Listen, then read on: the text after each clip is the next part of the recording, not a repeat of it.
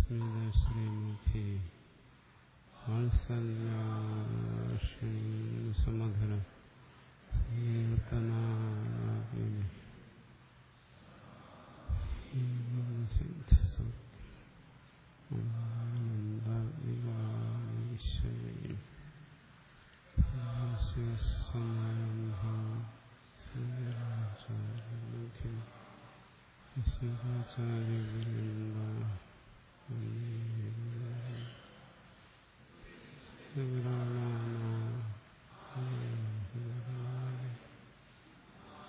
ഭഗവത്പാദം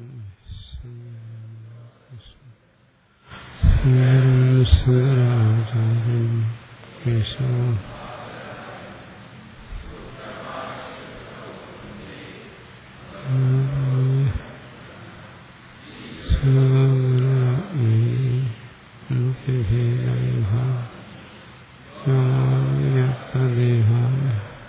ദക്ഷിണ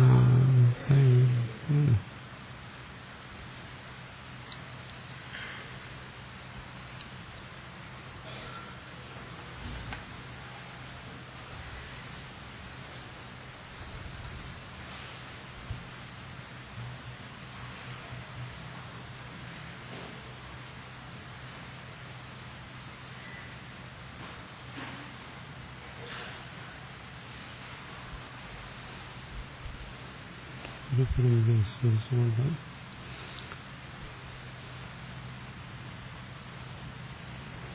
പ്രഥമാധ്യായ ചതുർത്ഥ ബ്രാഹ്മൺ ആത്മൈവേദമഗ്ര ആസീൻ പുരുഷവിധഃ സ്വ അനുവീക്ഷ്യ നാന്യത് ആത്മനോ അപശ്യത് സഹമസ്മീത്യഗ്രേ വ്യഹരത് തതോ അഹം നാമ അഭവത് തസ്മാദപി വേദർഹി ആമന്ത്രിതോ അഹമയമിതി ഏവ അഗ്രേ ഉക്ത്വാ അധന്യം നാമ പ്രബ്രൂതേ യദസ്യ ഭവതി സയത്പൂർവോ അസ്മാത് സർവാൻ പാത്മന ഔഷധ് തസ്മാത് പുരുഷ ഓഷധി ഭവേസതം യോ അസ്മാത് പൂർവോ ബുഭൂഷതി ഏവം വേദ ആത്മീയവേദമഗ്രാസി ജ്ഞാനകർമ്മഭ്യാം സമുച്ചിതാഭ്യാം പ്രജാപതിത്വപ്രാപ്തർ വ്യാഖ്യാത കേവല പ്രാണദർശന ലോകജിത്യവുമാതിന. ഇവിടെ മുമ്പ് പറഞ്ഞ കാര്യങ്ങളെക്കുറിച്ച് പറയുകയാണ്. ജ്ഞാനകർമ്മ സമുച്ചയം, അതിലൂടെ പ്രജാപതിത്വപ്രാപ്തി, അത് വിശദീകരിച്ചു. പ്രാണദർശനം, പ്രാണ ഉപാസന, അതിന്റെ ഫലം അതും പറഞ്ഞു. പ്രജാപതേഹേ ഫലഭൂതസ്യ സൃഷ്ടിസ്ഥിതി സംഹാരേഷു ജഗതഃ സ്വാതന്ത്ര്യാദി വിഭൂത്യുപവർണ്ണനേന ജ്ഞാനകർമ്മണോർ വൈദികയോ ഫലോത്കർഷോ വർണ്ണിതവീത്യവും അർത്ഥം ആരഭ്യതേ. ഇങ്ങനെ ഉപാസന ചെയ്ത് പ്രജാപതിത്വം അത് പ്രാപിച്ചിട്ടെന്താ പ്രയോജനം വരുന്നു? ഫലഭൂതസ്യ, പ്രാണോപാസനയുടെ ഫലം പ്രജാപതിത്വ പ്രാപ്തിയാണ്. അത് സൃഷ്ടിസ്ഥിതി സംഹാരേഷു ജഗതഃ സ്വാതന്ത്ര്യാദി വിഭൂത്യോപർണ്ണന. അപ്പോൾ ആ പ്രജാപതിയുടെ സൃഷ്ടിസ്ഥിതി സംഹാരം, ജഗത്തിന്റെ സൃഷ്ടിസ്ഥിതി സംഹാരങ്ങളിൽ സ്വാതന്ത്ര്യം തുടങ്ങിയ ഐശ്വര്യങ്ങളുണ്ട്. ഇത് വർണ്ണിക്കുന്നതിന് ജ്ഞാനകർമ്മങ്ങൾ, വൈദികമായ ജ്ഞാനകർമ്മങ്ങളുടെ ഫലത്തിന്റെ മേന്മ അത് വർണ്ണിക്കുന്നതിന് വേണ്ടി അത്രയും ശ്രേഷ്ഠമാണ്. പ്രജാപതിത്വപ്രാപ്തി വരെ ഇതുകൊണ്ട് നേടാം. തിനജ കർമ്മകാണ്ഡവിധ ജ്ഞാനകർമ്മസ്തുതി കൃത്വ ഭവേ സാമർത്ഥ്യ. അതുകൊണ്ടെന്താണ് കർമ്മകാണ്ഡത്തിൽ വിധിച്ച ജ്ഞാനകർമ്മസ്തുതി, ഉപാസനാ കർമ്മങ്ങളുടെ സ്തുതിയാണ്. അതിനു വേണ്ടിയിട്ടാണ്. അതാണ് വിവക്ഷിതം ദ്വേതത് സർവോപ്യേതത് ജ്ഞാനകർമ്മഫലം സംസാരേവ. കർമ്മകാണ്ഡത്തിൽ പറഞ്ഞ ഈ ജ്ഞാനകർമ്മ അനുഷ്ഠാനം, അതിന്റെ ഫലം പ്രജാപതിത്വപ്രാപ്തി, അതിനവിടെ സ്തുതിക്കുന്നു. അതൊക്കെയാണെങ്കിലും എന്താണ് സർവോപ്യത ജ്ഞാനകർമ്മഫലം, ഈ ഉപാസനയുടെയും കർമ്മത്തിന്റെയും ഫലം സംസാരേവ. കാരണം പ്രജാപതിത്വം പ്രാപ്തി അത് ജന്മമാണ്. അതുകൊണ്ട് ഭയാരത്യാദിയുക്തത്വശ്രവണ, ഭയം, അരതി, സന്തോഷമില്ലായ്മ, ഭയം, ഇതെല്ലാം ഇവിടെ പറയുന്നുണ്ട്. കാര്യകരണ ലക്ഷണത്വശ്ച സ്ഥൂല വ്യക്ത അനിത്യ വിഷയത്വച്ചേരി. പിന്നെ ഇതെന്താണ് കാര്യകരണ ലക്ഷണം? അവിടെ ശരീരം ഉണ്ടാകുന്നു, പിന്നെ കർണങ്ങളുണ്ടാകുന്നു, മനസ്സുണ്ടാകുന്നു, പിന്നെ സ്ഥൂലത, വ്യക്തം, അനിത്യ വിഷയം തുടങ്ങിയ കാര്യങ്ങളെല്ലാം ഇവിടെ ചർച്ച ചെയ്യുന്നുണ്ട്. ഇതിൽ നിന്നെല്ലാം മനസ്സിലാക്കും. ബ്രഹ്മവിദ്യ കേവലായ ഭക്ഷ്യമാണായ മോക്ഷഹേതുത്വം ഇത് ഉത്തരാർത്ഥം ചെയ്തു. അതുകൊണ്ട് ഇനി പറയാൻ പോകുന്ന എന്താണ്? കേവലമായ ബ്രഹ്മവിദ്യ എന്നുവെച്ചാൽ കർമ്മസഹിതമായ ഉപാസനയല്ല. അതാണ് മോക്ഷഹേതു. നൈ സംസാര വിഷയ സാധ്യസാധനാദിഭേദലക്ഷണ അവിരക്തസ്യാത്മികത്വ ജ്ഞാന വിഷയാധികാരോ ആ ത്രിദൃശൈവ പാനേ, ആ തൃഷത്തൈവ പാനേ. തൃഷിതൻ, ദാഹമുള്ളവൻ. ദാഹമില്ലാത്തവന് പാനത്തിൽ അധികാരമില്ല. അവന് വെള്ളം കുടിക്കേണ്ട ആവശ്യം വരുന്നില്ല. അതിനുവേണ്ടി അവൻ ശ്രമിക്കുന്നുമില്ല. അതുപോലെ സംസാര വിഷയ സാധ്യസാധനാദിഭേദ ലക്ഷണം എന്നിവരുടെ വർണ്ണിച്ച ഉപാസനകൾ, അതിന്റെ ഫലമായ പ്രജാപതിത്വ പ്രാപ്തി വരെയുള്ള സംസാരം, അതിൽ നിന്ന് വിരക്തനായവനാണ് ആത്മീകത്വ ജ്ഞാനത്തിൽ അധികാരം. ഈ കർമ്മങ്ങളുടെ ഉപാസനകളുടെ എല്ലാം ഫലത്തിൽ താല്പര്യമില്ലാത്തവൻ, അവനാണ് ആത്മീകത്വ വിജ്ഞാനത്തിൽ അധികാരമായിട്ടുള്ളത്. തസ്മാജ്ഞാനകർമ്മഫലം ഉത്കർഷമാണ് ഉത്തരാർത്ഥം. അതുകൊണ്ടിവിടെ ജ്ഞാനകർമ്മഫലത്തിന്റെ ഉത്കർഷതയെ വർണ്ണിക്കാൻ വേണ്ടി പറയാണ്. തഥാച വക്ഷ്യതി തദ്ദേത് പത്നീയമസ്യ തദ്ദേതത്രേത്യ പുത്ര ഇത്യാദി ഇനി പറയുന്നുണ്ട്.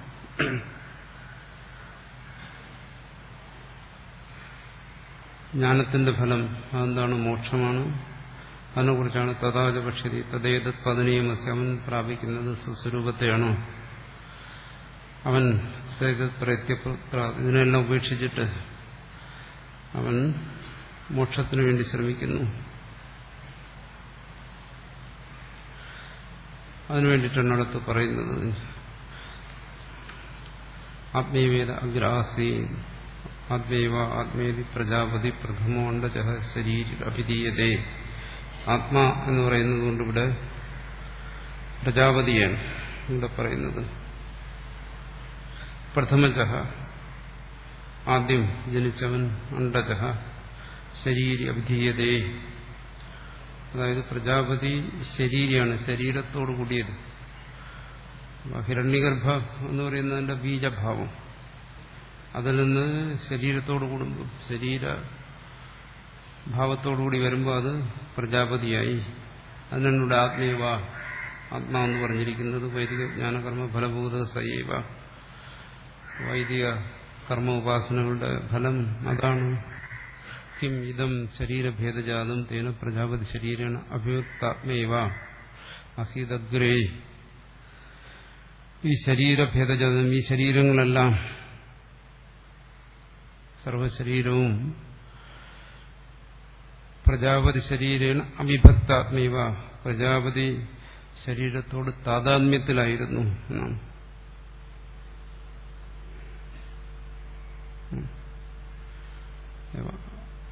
വിഭക്തം ആത്മീവ, ആ പ്രജാപതി തന്നെയായിരുന്നു എന്നാണ്. സൃഷ്ടിക്ക് മുമ്പുള്ള കാര്യം പറയാണ്. പ്രജാപതി രൂപത്തിൽ തന്നെയായിരുന്നു ആസീതഗ്രേ. പ്രാക് ശരീരാന്തരത്വത്തെ, മറ്റ് ശരീരങ്ങളെല്ലാം ഉണ്ടാകുന്നതിന് മുമ്പ്.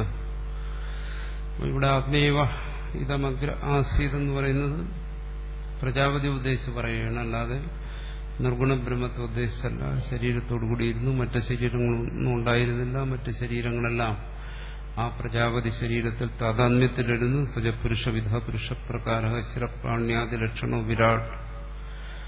അതൊരു മനുഷ്യനെ പോലെ ആയിരുന്നു. മനുഷ്യന്റെ ലക്ഷണം എന്താണ്? ശിരപ്പാണ്യാദി. അതുപോലെ അവയവങ്ങളോട് കൂടിയതായിരുന്നു. വിരാട് സൈവ പ്രഥമ സംഭൂതോ അനുവീക്ഷ്യ അന്വാലോചനം കൃത്വ കോഹം കിം ലക്ഷണോ വാസ്മീതി. അവൻ പ്രകടമായി ആ ബീജാവസ്ഥയിൽ നിന്ന് വ്യക്തമായ രൂപത്തെ പ്രാപിച്ചിട്ട് ചിന്തിച്ചു. എന്താണ്? ആലോചനം കൊടുത്ത കോഹം, താൻ ആരാണ്, എന്നിങ്ങനെ ചിന്തിച്ചു. തന്റെ സ്വരൂപം എന്താണ്, കിം ലക്ഷണം, തന്റെ ധർമ്മങ്ങൾ എന്തൊക്കെയാണ്, തന്റെ പ്രത്യേകതകൾ എന്തൊക്കെയാണ് എന്നെല്ലാം ചിന്തിച്ചു. നാന്യത് വസ്തുന്തരം ആത്മനഃ പ്രാണപിണ്ഡാത്മക കാര്യകാരണരൂപ പശ്യന്ന തദ്രശ. തന്നല്ലാതെ മറ്റാരെയും കണ്ടില്ല എന്നാണ്, താൻ ഒറ്റയ്ക്കായിരുന്നു എന്നാണ്. കാരണം അപ്പം മറ്റു ദേഹമൊന്നും ഉണ്ടായില്ല, കേവലം ആ പ്രജാപതി രൂപത്തിൽ തന്നെ ഇരുന്നു. അതുകൊണ്ടാണ് നാന്യത് വസ്തുന്തരമാത്മനഃ പ്രാണപിണ്ഡാത്മക കാര്യകരണരൂപ അപശ്യന്ന ദദർശ. മറ്റൊരു രൂപത്തെയും കണ്ടില്ല, തന്നെ മാത്രമേ കണ്ടുള്ളൂ. താൻ കേവലം പ്രാണരൂപിയായ. അപ്പോ ആ പ്രജാപതിയുടെ രൂപം പ്രാണരൂപത്തിലായിരുന്നു. കേവലം ത്വാത്മാനമേവ സർവാത്മാനം അപശ്യത്. തന്നെ തന്നെ സർവതുമായി കണ്ടു. തഥാ പൂർവജന്മശ്രോത വിജ്ഞാന സംസ്കൃത സോഹം പ്രജാപതി സർവാത്മാ അഹമസ്മീത്യഗ്രേ വ്യാഹൃതവാൻ. പക്ഷെ പൂർവജന്മത്തിൽ ചെയ്ത ജ്ഞാനകർമ്മ ഉപാസനകളുടെ ഫലമായിട്ടാണ്. അതുകൊണ്ട് പൂർവജന്മശ്രോത വിജ്ഞാന സംസ്കൃത, പൂർവജന്മത്തിലെ ശ്രുതി ഉപാസന അയാൾ സംസ്കൃതനായവനാണ്, സംസ്കരിക്കപ്പെട്ടവനാണ്. അതുകൊണ്ട് ആ പ്രജാപതി എന്ത് ചെയ്തു, സർവാത്മാഹം അസ്മി, സ്വയം തന്നെ പറഞ്ഞു ഞാൻ സർവാത്മാവാണ്.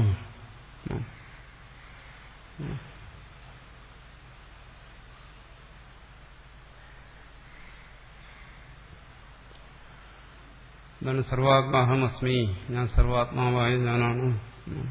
ത്രൈലോക്യാത്മക ദേഹാത്മാ, ത്രിലോകവും തന്റെ ദേഹം തന്നെയാണ്. നാന്യ തപരം പൃഥക്, തന്നെ നന്യമായിട്ട് മറ്റൊന്നുമില്ല. ഭിന്നാർത്ഥ അനഭിസംബന്ധ, മറ്റൊരു വസ്തു അവിടെ ഇല്ല, ഒന്നിനോട് സംബന്ധമില്ലാത്തതുകൊണ്ട്. പ്രതീച്ഛേവസ്യ ധീരഭൂത്, തന്റെ ചുറ്റും നോക്കിയാൽ ഒന്നും കാണാനില്ലെങ്കിൽ, ഒന്നും അനുഭവപ്പെടാനില്ലെങ്കിൽ പിന്നെ തന്നെ തന്നെ നോക്കേണ്ടി വരും. അതാണ് പ്രതീച്ഛേവസ്യ ധീരഭൂത്, അവന്റെ ബുദ്ധി തന്നിലേക്ക് തന്നെ മടങ്ങി. അതാണ് അഹമസ്മി. ത്യഗ്രേ വ്യാഹരത് പറഞ്ഞു.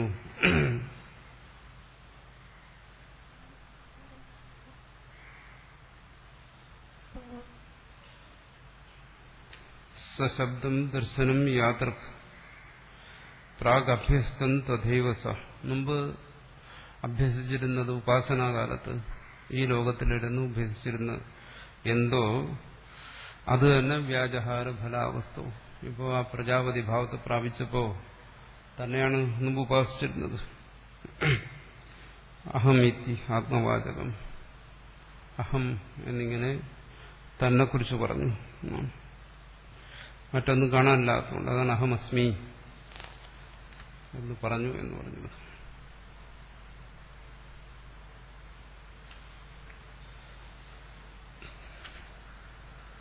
തസ്മാൻ യഥാ പൂർവജ്ഞാന സംസ്കാരാത് ആത്മാനം ഏവ അഹമിതി അഭ്യഥാദഗ്രേ തസ്മാത് അഹം നാമ ഭവത്. അതുകൊണ്ട് പൂർവ കർമ്മ ഉപാസനകളിലൂടെ ഈ പദവിയെ താൻ പ്രാപിച്ചിരിക്കുകയാണ്, പ്രജാപതിത്വം എന്നുള്ളത് തിരിച്ചറിഞ്ഞു. അതുകൊണ്ട് എന്ത് ചെയ്തു, ആത്മാനമേവ അഹം അഭ്യതാ അഗ്രേ, തന്നെ അഹം, അഹം എന്ന് പറയുന്നത് താനെന്നുള്ള അർത്ഥം. അതാണ് ആത്മവാചി എന്ന് പറയുന്നത്. ആത്മാനമേവാഹം, താൻ എന്നുള്ള അർത്ഥത്തിലാണ് അഹം പറയുന്നത്. സാധാരണ അഹം എന്ന് പറയുമ്പോൾ ആരും ആത്മാവെന്നോ ശരീരമെന്നോ ഒന്നും ഗ്രഹിക്കാറില്ല. അതൊക്കെ വിചാരം ചെയ്യുന്നവരാണ് അഹം എന്ന് പറഞ്ഞാൽ ആത്മാവെന്ന് ധരിക്കുന്ന, അല്ലെങ്കിൽ ശരീരമെന്ന് ധരിക്കുന്നു. സാമാന്യമായി അഹം എന്ന് പറഞ്ഞാൽ താൻ, ശരീരം, ആത്മാവ്, മനസ്സ്, ഇന്ദ്രിയങ്ങൾ എല്ലാം ഉൾപ്പെട്ട ഈ പിണ്ഡത്തെ, എന്നാൽ ഒന്നും വേർതിരിച്ച് അറിയാതെ അഹം എന്ന് പറയുന്നു. അതുകൊണ്ട് പറയുന്നു അഹം നാമാഭവത്. പിന്നീട് അഹം എന്നുള്ള ഒരു പേരുണ്ടായി. ഈ സംഘാതത്തിൽ പ്രജാപതി അഹം എന്ന് പ്രയോഗിച്ചുകൊണ്ട് അഭവത് തസ്യ ഉപനിഷത്ത് അഹമിതി ശ്രുതി പ്രദർശിതമേവ നാമ വക്ഷതി. അതുകൊണ്ട് ഇത് ശ്രുതി പ്രസിദ്ധമായ ഈ അഹം എന്നുള്ള പേര് സർവർക്കും ഉള്ളതാണ്. രാമനെന്നും കൃഷ്ണനെന്നുമെല്ലാം ഓരോരുത്തർക്കും പ്രത്യേകം പേരുണ്ടെങ്കിലും അഹം എന്ന് പറയുന്ന ഈ പേര് സർവർക്കുമുണ്ട്. സർവർക്കും ഉപയോഗിക്കാവുന്ന പേരാണ്.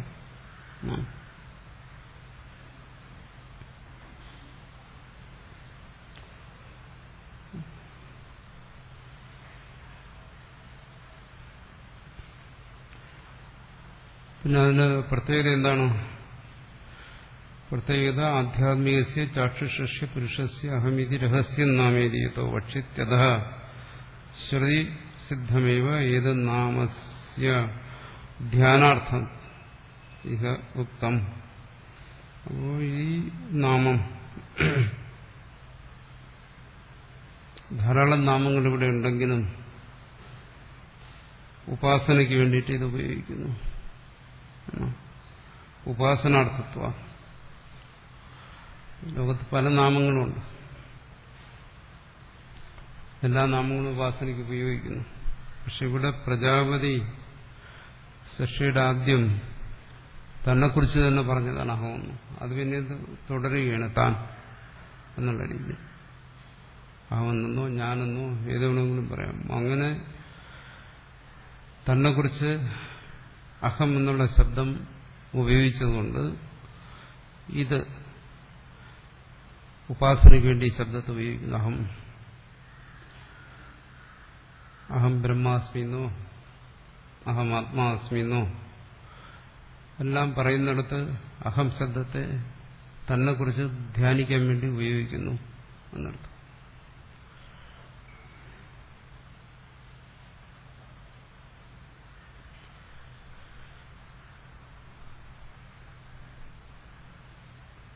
അപ്പൊ അഹം എന്ന് പറയുന്ന ഈ പേരുണ്ടായത് എന്ന് പ്രജാപതി ഉച്ചരിച്ചുണ്ടെന്ന്. സംസ്കൃതത്തിലെ അഹം പ്രജാപതി ഉച്ചരിച്ചത് സംസ്കൃതത്തിലാണ്, മലയാളത്തിലല്ല. തസ്മാത് കർണേ പ്രജാപതോ ഏവം വൃത്തം തസ്മാത് തത്കാര്യഭൂഷേഷു പ്രാണുഷേദർഹി ഏതസ്മിന്നപി കാലം ആമന്ത്ര കസ്തുമിത സന്നഹം അയം ഇത്യേവ അഗ്രേ ഉക്ത്വാ കാരണാത്മാവിധാനേന ആത്മാനം അവിധായ അഗ്രേ പുനർവിശേഷ നാമ ജിജ്ഞാസവേ അധാനന്തരം വിശേഷപ്പെട്ട അവിധാനം ദൈവതത്വ യജ്ഞതത്വ വേദി പ്രബ്രൂതേ കഥയന്തി. പ്രജാപതി അഹമെന്നുള്ള ശബ്ദം ഉപയോഗിച്ചു.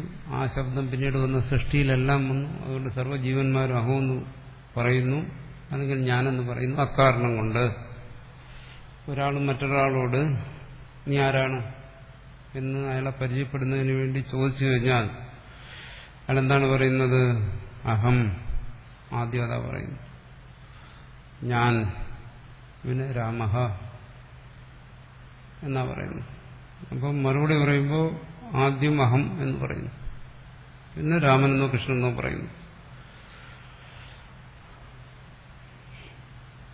അപ്പോൾ രണ്ടും തമ്മിൽ എന്താ വ്യത്യാസം? ആദ്യം ചോദിക്കുമ്പോൾ അഹം എന്ന് പറയുന്നു, പിന്നീട് പറയുന്നു രാമൻ അല്ലെങ്കിൽ കൃഷ്ണൻ. അഹം എന്ന് ആദ്യം പറഞ്ഞത് ഒരാളല്ല പറയുന്നത്. ആരോട് ചോദിച്ചാലും ഇത് തന്നെ പറയുന്നത്. രാമനോടോ കൃഷ്ണനോടോ കേശവനോടോ ആരോട് ചോദിച്ചാലും അഹം അഹം അഹം എന്ന് പറയും. പിന്നീട് പറയുന്നു രാമൻ കൃഷ്ണൻ കേശവൻ. അപ്പോൾ ആദ്യം പറഞ്ഞത് രണ്ടും പറഞ്ഞതും തമ്മിൽ എന്താണ്? ആദ്യം പറഞ്ഞത് സാമാന്യം. കാരണം സർവ്വരും അത് പറയുന്നു, ഞാൻ ഞാൻ ഞാൻ. അപ്പൊ സർവ്വശരീരങ്ങളിലും ഏകരൂപത്തിലിരിക്കുന്ന ഒന്നിനെയാണ് അഹം എന്നുള്ള ശബ്ദം കൊണ്ട്, ഏക ശബ്ദം കൊണ്ട് പറയുന്നു. അതുകൊണ്ടാണ് ആദ്യം സാമാന്യമായിട്ട് അഹം എന്ന് പറയുന്നത്. അതുകൊണ്ടാണ് സർവ്വജീവന്മാരും അങ്ങനെ പറയുന്നത്. ഏത് ഭാഷയിൽ മാറ്റം വരുന്നതിനുണ്ട്. അപ്പൊ സർവ്വജീവന്മാരും അവനവനെ തിരിച്ചറിയുന്നത് അഹം എന്നാണ്. അപ്പൊ അഹം ആ സർവാത്മാവായിരിക്കുന്ന ആത്മാവിനെ ബോധിപ്പിക്കുന്നു. അതിനത് ധ്യാനത്തിന് വേണ്ടി ഉപകരിക്കുന്നു എന്ന് പറയുന്നു. ആത്മവാചകമാണ്, ശരീരവാചകമല്ല, മനസ്സിന്റെ വാചകമല്ല, ആത്മാവിന്റെ വാചകമാണ്. അത് കഴിഞ്ഞിട്ട് പിന്നീട് പറയുന്നു കൃഷ്ണൻ കേശവൻ എന്ന് പറഞ്ഞാൽ അതെന്താണ്? പിണ്ടവാചകമാണ്, ആ ശരീരത്തിന്റെ. അഹം എന്ന് പറയുന്നത് സാമാന്യ ശബ്ദം പ്രയോഗിച്ചിരിക്കുന്ന ആത്മവാചകമായി, പേര് പറയുന്ന പിണ്ടവാചകമായി. ഞാൻ ഇന്നാരാണ് രാമനാണ്, കൃഷ്ണനാണ് എന്നിങ്ങനെ പറയും. അപ്പോൾ പ്രജാപതി ആദ്യം തന്നെ അഹം എന്ന് ഉച്ചരിച്ചപ്പോ ആ ഉച്ചാരണത്തെ പിന്നീട് വന്ന സൃഷ്ടിയിലെല്ലാം ഉച്ചാരണം സംക്രമിച്ചു. അഹം അവൻ ഉച്ചരിക്കാൻ തുടങ്ങി. പക്ഷേ അത് കേവലമായ ഈ പിണ്ഡത്തിൽ മാത്രമല്ല, സർവാത്മാവായിരിക്കുന്ന ആത്മാവിനെ സൂചിപ്പിക്കുകയാണ് എന്നാണ്.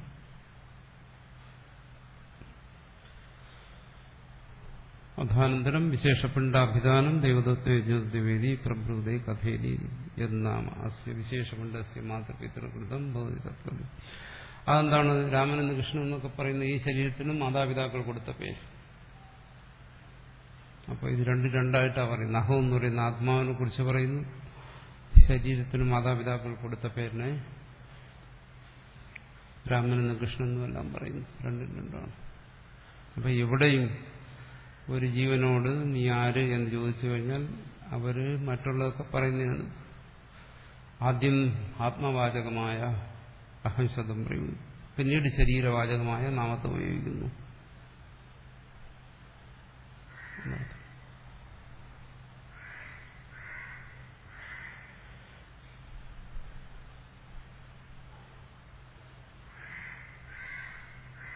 സജ പ്രജാപതി അധിക്രാന്ത ജന്മിനി സമ്യക് കർമ്മജ്ഞാന ഭാവന അനുഷ്ഠാനേഹി സാധകാവസ്ഥായാം യസ്മാത് കർമ്മജ്ഞാന ഭാവന അനുഷ്ഠാനേഹി പ്രജാപതി ത്വം പ്രതി പിത്സൂനാം പൂർവക്രമേണ പ്രഥമ സൻ അസ്മാത് പ്രജാപതിത്വ പ്രതിപിസ്സു സമുദായ സർവസ്മാത് ആദോ ഔഷധ അദഹത് കിം അസംഗ ജ്ഞാനലക്ഷണാൻ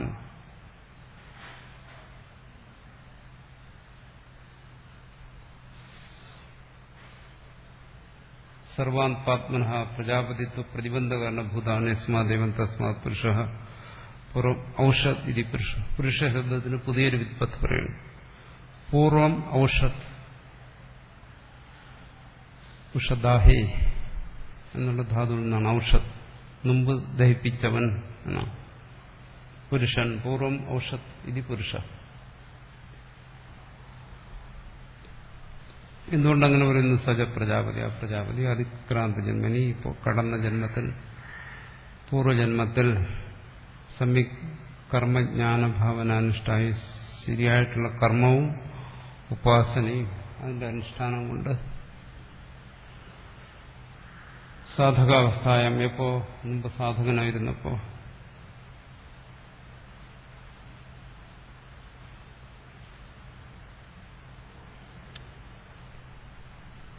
അപ്പൊ ആത്മതത്വത്തെ ഒരുപാട് വർണ്ണിച്ച് ആത്മതത്വത്തിന്റെ ലബ്ധിയെക്കുറിച്ചും മറ്റും വർണ്ണിച്ച് പറയുന്നത് അതിന് രുചി ഉണ്ടാക്കുന്നതിന് വേണ്ടി, ആഭിമുഖ്യം ഉണ്ടാക്കുന്നതിന് വേണ്ടി മാത്രമാണ്. ഇങ്ങനെയൊക്കെയാണ് ആത്മതത്വം, അതിന്റെ ഫലം ഇന്നതാണ്, അതുകൊണ്ട് ഇന്നതുണ്ടാകും ഇങ്ങനെ പറയുന്നതല്ല. അതിൽ ആഭിമുഖ്യം, അഭിരുചി ഉണ്ടാക്കിയെടുക്കാൻ വേണ്ടിയിട്ടാണ്.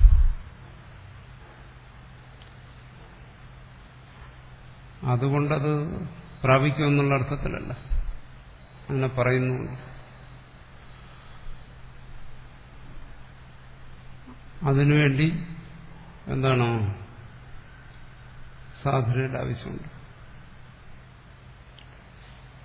പറഞ്ഞു, കേട്ടു, അത് വളരെ ആസ്വാദ്യമായി തോന്നി, അതുകൊണ്ട് മാത്രം കാര്യമില്ല. സാധന ആവശ്യമുണ്ട്. സാധകാവസ്ഥ എന്ന് പറയുന്നത് മുമ്പുണ്ട്. സാധന എന്ന് പറയുന്നത് പറയുന്നതിനും കേൾക്കുന്നതിനും മുമ്പ് തന്നെ തുടങ്ങുന്നു.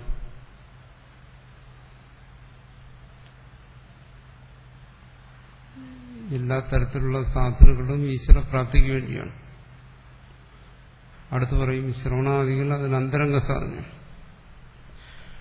അന്തരംഗ സാധനയിൽ ഇതിനെ വർണ്ണിക്കുന്നു. കേൾക്കുന്നതിന് രുചിയുണ്ടാവും, താല്പര്യമുണ്ടാകും. അപ്പോൾ അറിയില്ല, അതിന് താല്പര്യമുണ്ട്, ആഭിമുഖ്യമുണ്ട്, അതിനെ ഗ്രഹിക്കാൻ കഴിയുന്നുണ്ട്. പക്ഷെ അത് നിൽക്കുന്നില്ല. പറയുന്നു പ്രജാപതി ജ്ഞാനകർമ്മ ഉപാസനകളിലൂടെ ഇങ്ങനൊരവസ്ഥയെ പ്രാപിച്ചു. അങ്ങനെയുള്ള പ്രജാപതിക്ക് പോലും മുമ്പുണ്ടായിരുന്നൊരു സാധകാവസ്ഥ, ഉപാസനാകാല അനുഷ്ഠാനാവസ്ഥ. യസ്മാത് കർമ്മജ്ഞാന ഭാവനാനുഷ്ഠാഹി, കർമ്മജ്ഞാന ഭാവനാനുഷ്ഠാനങ്ങൾ ഇവിടെ പറയുന്നത് ഭാവനയെക്കുറിച്ചാണ്. ഉഷാവ അഗ്രസി എന്ന് തുടങ്ങി ഇതുവരെ പറഞ്ഞ മുഴുവൻ ഭാവനയാണ്, ഉപാസനയാണ്. അങ്ങനെ ഭാവനയിലൂടെ പ്രജാപതിത്വം പ്രതിപിച്ചുനാം പ്രജാപതിത്വത്തെ പ്രാപിക്കാമെന്ന് ആഗ്രഹിക്കുന്നു. ഉപനിഷത്തിന്റെ അടിസ്ഥാനത്തിൽ ഇതിനെക്കുറിച്ച് ഭാവന ചെയ്യുന്നു, ഭാവന ദൃഢമാക്കുന്നു. അതുകൊണ്ട് പ്രജാപതിത്വത്തെ നേടാം എന്നാഗ്രഹിക്കുന്നവർക്ക് പൂർവ്വപ്രഥമസൻ അസ്മാത് പ്രജാപതിത്വ പ്രതിപിസ് സമുദായ സർവാസ്മാത് ആദോ ഔഷധ്. അങ്ങനെ പ്രജാപതിത്വത്തെ പ്രാപിക്കുന്നു. പ്രജാപതിത്വ പ്രാപ്തിക്കാർക്കും ആഗ്രഹിക്കാം. പക്ഷെ ആ പ്രജാപതിത്വത്തെ പ്രാപിക്കുന്നവൻ, അവർ സ്ഥാനത്തെത്തുന്നവൻ എന്ത് ചെയ്യുന്നു? ആദൗ ഔഷധ അസംഗ അജ്ഞാന ലക്ഷണാൻ സർവാൻ പാത്മന. അസംഗ അജ്ഞാന രൂപത്തിലുള്ള പാപങ്ങളെ അവൻ പാപത്തെ ദഹിപ്പിച്ചു എന്ന് പറയും. പ്രജാപതി പാപത്തെ ദഹിപ്പിച്ചു എന്ന് പറഞ്ഞാൽ എന്താ പാപം? പ്രജാപതിക്ക് അസാധകാവസ്ഥയിൽ പറയുന്നു ആസംഗ അജ്ഞാന ലക്ഷണം. ആസംഗം, ആസക്തി, അജ്ഞാനം തുടങ്ങിയ പാപങ്ങളെല്ലാം ദഹിപ്പിച്ചു. അവൻ അസംഗനായി, ജ്ഞാനിയായി. സർവാൻ പാത്മ പ്രജാപതിത്വ പ്രതിബന്ധ കാരണം. അതാണ് പ്രജാപതിത്വ പ്രതിബന്ധിക്ക് കാരണമായിരിക്കും, പ്രജാപതിത്വ പ്രാപ്തിക്ക്. ഇപ്പോൾ ഒരുപാട് പേര് ആഗ്രഹിക്കുന്നുണ്ട്, ഒരുപാട് പേര് ഉപാസന ചെയ്യുന്നുണ്ട്. പക്ഷെ എല്ലാവർക്കും പ്രജാപതിത്വ പ്രാപ്തിയില്ല, അതിന് പ്രതിബന്ധം വരും. എന്താണ് പ്രതിബന്ധം? പൂർവ്വത്തിലെ ആസക്തി, കർമ്മഫലത്തിലുള്ള ആസക്തി, അജ്ഞാനം, ഇതല്ല. ഇതിനെ നശിപ്പിക്കുന്ന മാത്രമേ അത് പ്രാപിക്കുന്നുള്ളൂ. അതുകൊണ്ട് ഉപാസന ചെയ്യുന്നവർക്കെല്ലാം ഫലം ഉണ്ടാകുമെന്ന് പറയാൻ പറ്റത്തില്ല. അവന്റെ സാധകാവസ്ഥയിൽ ഇതിനെല്ലാം ദഹിപ്പിക്കണം. ഇത് അദ്വൈതത്തിന് സമമാണ്. അതുകൊണ്ടാണ് സാധനങ്ങളെല്ലാം അവിടെ സാർത്ഥകമാകുന്നത്.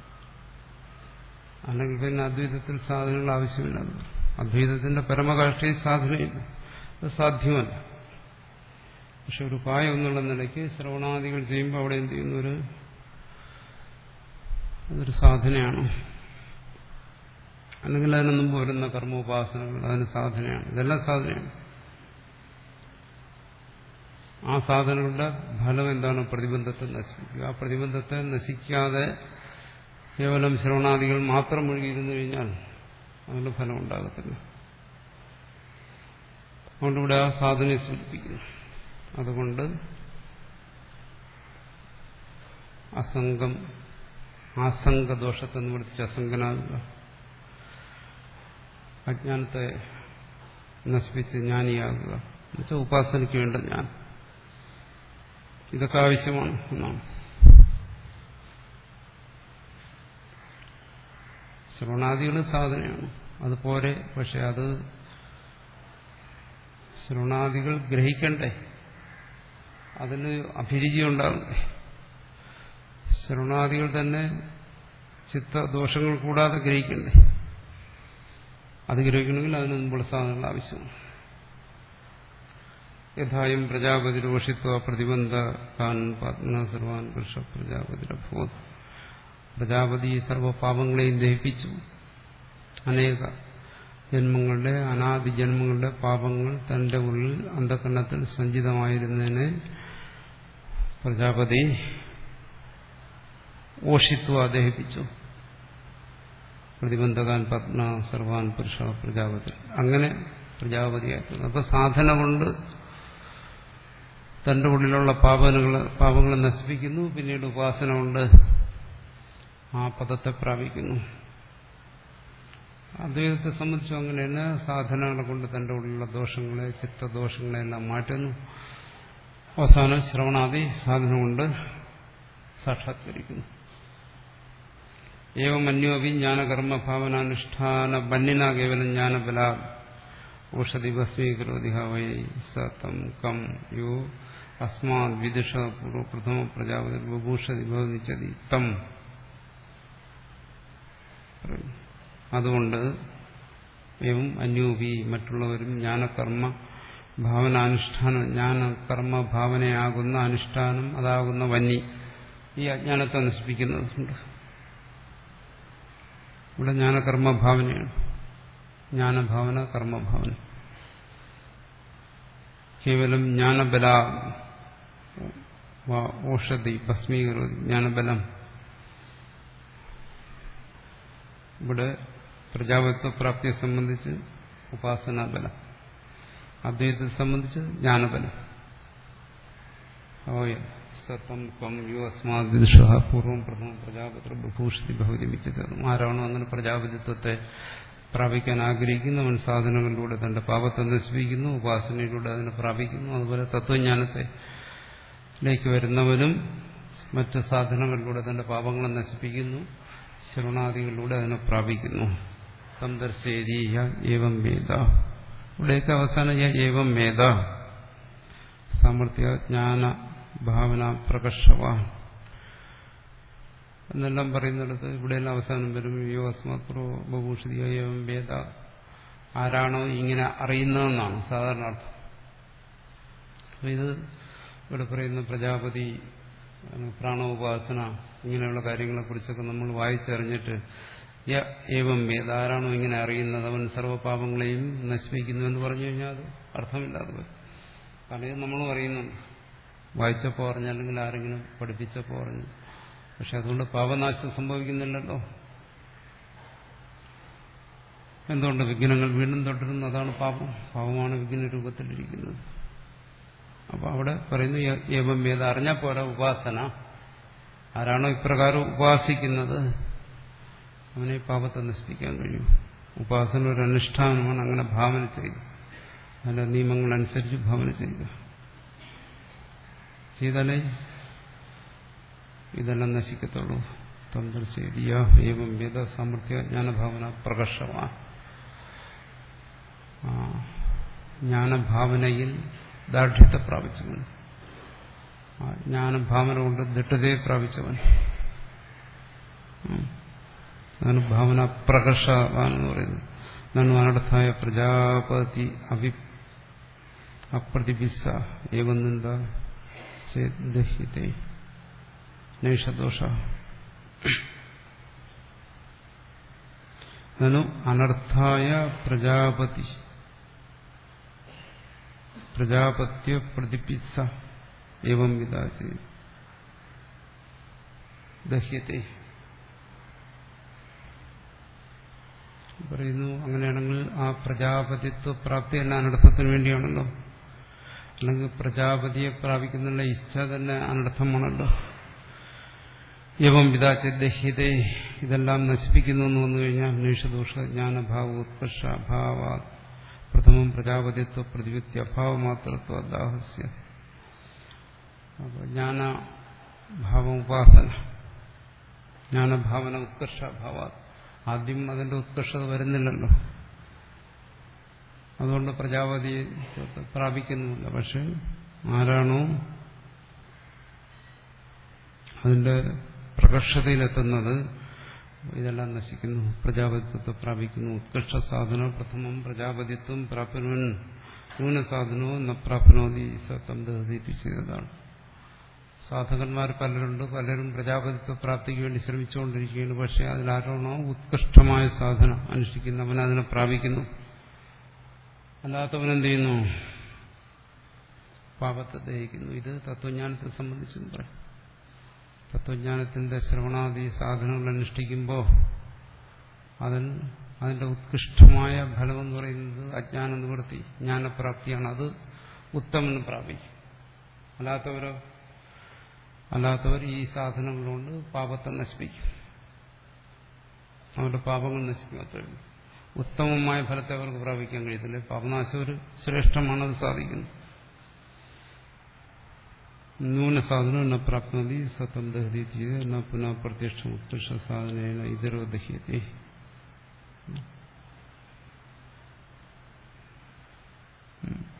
ന പുനഃ പ്രസിദ്ധി യഥാലോകേ ആജിശ്രിതാം യ പ്രഥമം ആജ്യുപസർപ്പതി തേന ഇതരേ ദഗ്ധ ഇവ അപഹൃത സാമർത്ഥ്യ ഭവന്തി തത്വം.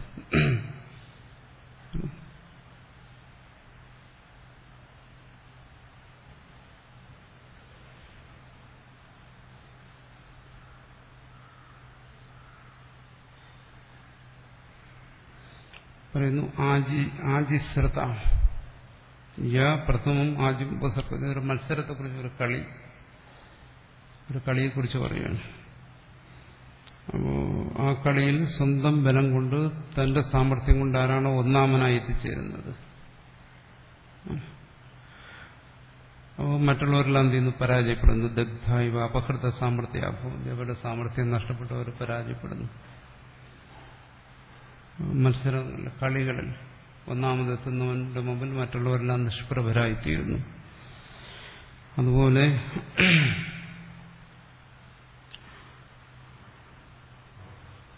അതാണ് ഇവിടെ പറഞ്ഞു, പ്രത്യക്ഷം ഉത്കൃഷ്ട സാധനേന ഇതരോ ദഹ്യന്തി. ഉത്കൃഷ്ട സാധനം കൊണ്ട് മറ്റുള്ളതെല്ലാം അപ്രധാനമായി തീരുന്നു. അതുപോലെ ആരാണോ ആ പ്രജാപതിത്വത്തെ പ്രാപിക്കുന്നത്, ഉത്കൃഷ്ട സാധനമുണ്ട്, ന്യൂനസാധനമുണ്ട്, അതിനെ പ്രാപിക്കുന്നില്ല, അവനവന്റെ പാപങ്ങളെ നശിപ്പിക്കുന്നു. പിന്നീട് ഉത്കൃഷ്ട സാധനമുണ്ട്, അവനതിനെ പ്രാപിക്കുന്നു.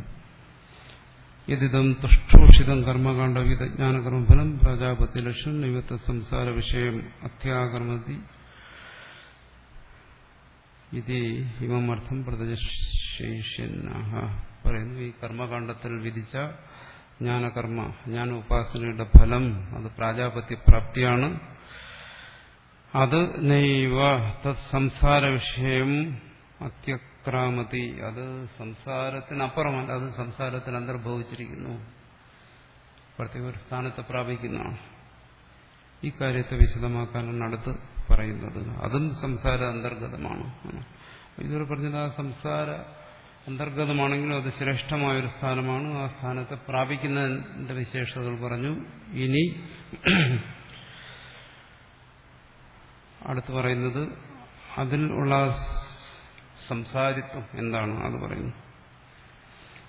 സോ അഭിഭേദ് തസ്മാദേകാകി ബിഭേദി സഹായമീക്ഷൻ ചക്രേ യദ്മദന്യം നാസ്തി കസ്മാനു ബിഭേമീതി തദേവാസ്യ ഭയം ബീയായ കസ്മാദ്യഭേഷ്യൻ ദ്വിതീയാദ്വൈ ഭയം ഭവതീതി. ഇത് പറയുന്നു. സ്വാഭിഭേദ പ്രജാപതിയും പ്രഥമ ശരീരി പുരുഷവിധു വ്യാഖ്യാത സ്വാഭിഭേദ് ഭീതവാൻ അസ്മദാധിപത് ഇവ നമ്മെപ്പോലെ തന്നെ ഭയന്നു പ്രജാപതിയും. ആ പ്രഥമ ശരീരി, സവൈ ശരീരി പ്രഥമ എന്ന് പറഞ്ഞിരിക്കുന്ന ആ പ്രജാപതി ഭയന്നു. യസ്മദയം പുരുഷവിധ ശരീര കരണവാൻ ആത്മനാശ വിപരീത ദർശനവത്വാദ് അഭിഭേദ് തസ്മാൻ തത്സാമാന്യ തദ്വിത്വേകാകി വിഭേദി. പറയുന്നു, ഇന്നും മനുഷ്യന് ഒറ്റയ്ക്കാകുമ്പോൾ ഭയക്കുന്നു. മറ്റാരും അടുത്തില്ലാതിരുന്നു കഴിഞ്ഞാൽ, ഏകാന്തതയിൽ പോയിരുന്നു കഴിഞ്ഞാൽ ഭയക്കുന്നു. എന്തുകൊണ്ട്? പറയുന്നു, ഈ പ്രജാപതി ഭയന്നതുകൊണ്ടാണ്. പ്രജാപതിയും പുരുഷരൂപത്തിലായിരുന്നതാണ്, ശരീരം ഉണ്ടായിരുന്നു, കർണം ഉണ്ടായിരുന്നു. അപ്പോൾ ഇതൊക്കെ താൻ നശിച്ചു പോകുമോ? ഇതാണ് ഭയത്തിന്റെ മൂലകാരണം. തനിക്ക് ഏതെങ്കിലും തരത്തിലുള്ള കുറവ്, ന്യൂനത, നാശം, നഷ്ടം ഇത് സംഭവിക്കുമോ എന്നുള്ള ആശങ്കയാണ് ഭയത്തിന് കാരണമായിരിക്കുന്നത്. അങ്ങനെ ഭയന്നു. താൻ ഒറ്റയ്ക്കല്ലേ ഉള്ളൂ, ഏകാഗിയായി, അതുകൊണ്ട് ഭയന്നു. അതുകൊണ്ടാണ് ഇന്നും ഏകാഗികൾ ഭയക്കുന്നത്. കിഞ്ച അസ്മാദാധിപദേവ ഭയേതു വിരിദർശന അപനോദ കാരണം യഥാഭൂതാത്മദർശനം സ്വയം പ്രജാപതി ഈക്ഷാമീക്ഷണം ചക്രേ. അത് മാത്രമല്ല, എന്താണ് ഭയഹേതു കാരണമായിരിക്കുന്ന വിപരീത ദർശനമാണ്. അതിനെ ഇല്ലാതാക്കുന്ന ശരിയായിട്ടുള്ള ആത്മദർശനം അതാഗ്രഹിച്ചു. എന്നുവെച്ചാൽ താൻ ആരാണ്? കോഹം. കോഹം എന്നുള്ള ചോദ്യം നേരത്തെ പറഞ്ഞു പ്രജാപതി ഒരു ശരീരത്തോടു കൂടിയവനാണ്, അതുകൊണ്ട് തന്നെക്കുറിച്ച് ചോദിച്ചു. എന്നാലും ആ ചോദ്യം എത്തിച്ചേരുന്ന ഇവിടെ പറയുന്നു ആത്മ അന്വേഷണത്തിലാണ്, യഥാഭൂത ആത്മദർശനത്തിലാണ് അത് എത്തിച്ചേരുന്നത്.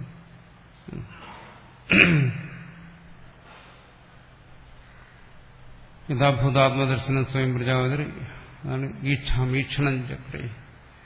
പ്രജാപതി ഈക്ഷിച്ചു എന്ന് പറയുന്നത് ഇതാണ്, പോഹം എന്ന് ചിന്തിച്ചതാണ്, അതാണ് ഈക്ഷ എന്ന് പറയുന്നത്.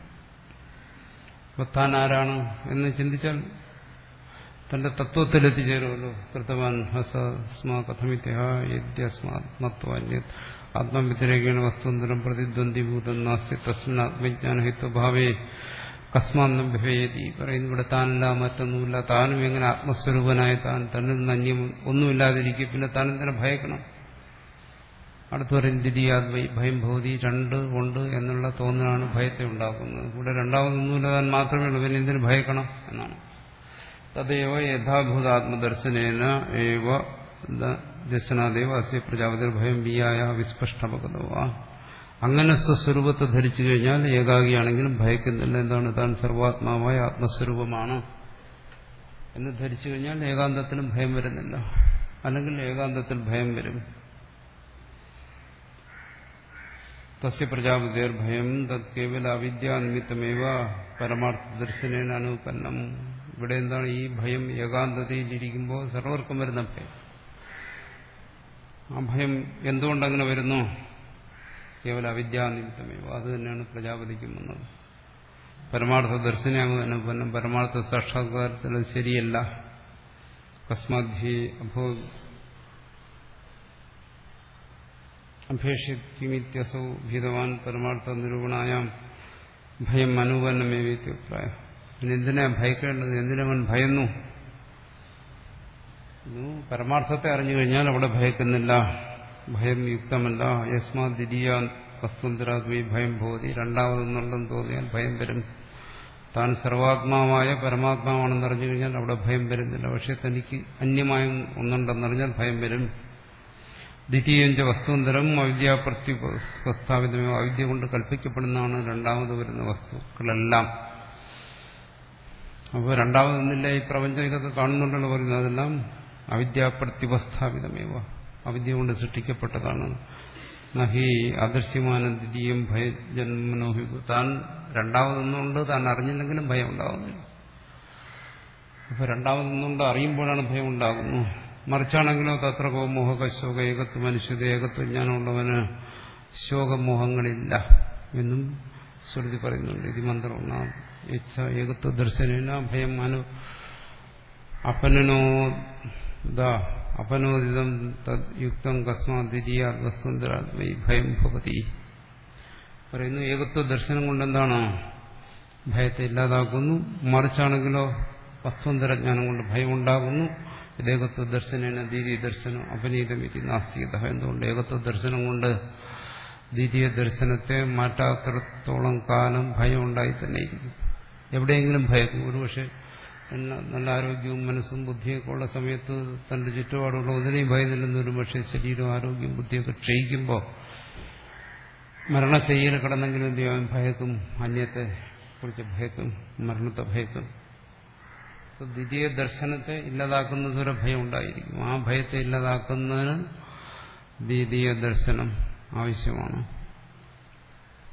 ദ്വിതീയ ദർശനം, അദ്വിതീയ ദർശനം ആവശ്യമാണ്. ദ്വിതീയ ദർശനം ഇല്ലാതാകണം. ഇത് ഈ ഭയരാഹിത്യം അതേക്കുറിച്ച് അടുത്തന്നെ വിശദീകരിക്കും. അവിടെ പറയുന്നത്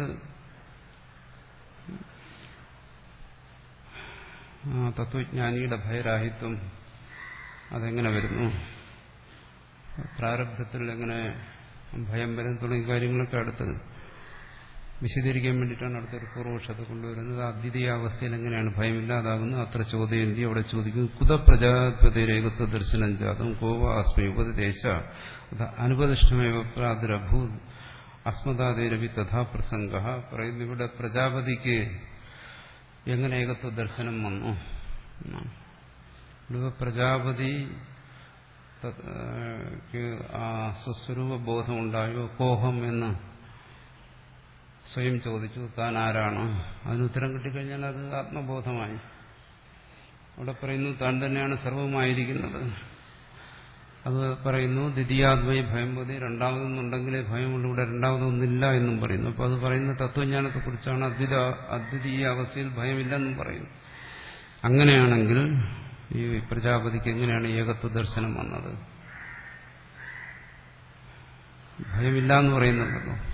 ഏകത്വ ദർശനത്തിലല്ലാതെ ഭയമില്ലാതാകത്തില്ല. ഇതെങ്ങനെ വന്നു?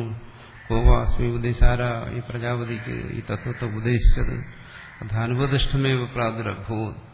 ആരുപദേശിക്കാതെ തന്നെ ഇതിങ്ങനെ ആകാശത്തുനിന്ന് പൊട്ടി വീഴുന്നതുപോലെ ആത്മബോധം ഉണ്ടായെങ്കിൽ അസ്മദാദിരവി തഥാ പ്രസംഗ, നമ്മൾക്കും അതുപോലെയൊക്കെ സംഭവിക്കാം. ഗുരു ആവശ്യമില്ല, ശാസ്ത്രം ആവശ്യമില്ല, ഉപദേശം ആവശ്യമില്ല. ഇവിടെ ഇതൊന്നും ഇല്ലാതിരുന്ന സമയത്ത് സൃഷ്ടിയുടെ ആരംഭത്തിൽ പ്രജാപതിക്ക് ബോധമുണ്ടായി. ഇതെങ്ങനെ സംഭവിച്ചു എന്നാണ്. അഥ ജന്മാന്തരകൃത സംസ്കാര ഹേതുകം. അതിനൊന്നേ മറുപടി പറയാൻ പറ്റും. എന്താണ്? ജന്മാന്തരത്തിൽ പൂർവ്വജന്മത്തിലെ സംസ്കാരം കൊണ്ട്, പൂർവ്വജന്മത്തിലെ ഉപാസനയുടെയും മറ്റും ഫലമായിട്ടെന്ന് പറയുകയാണെങ്കിലോ ഏകത്വ ദർശന ആനർത്ഥയ്ക്ക് പ്രസംഗ.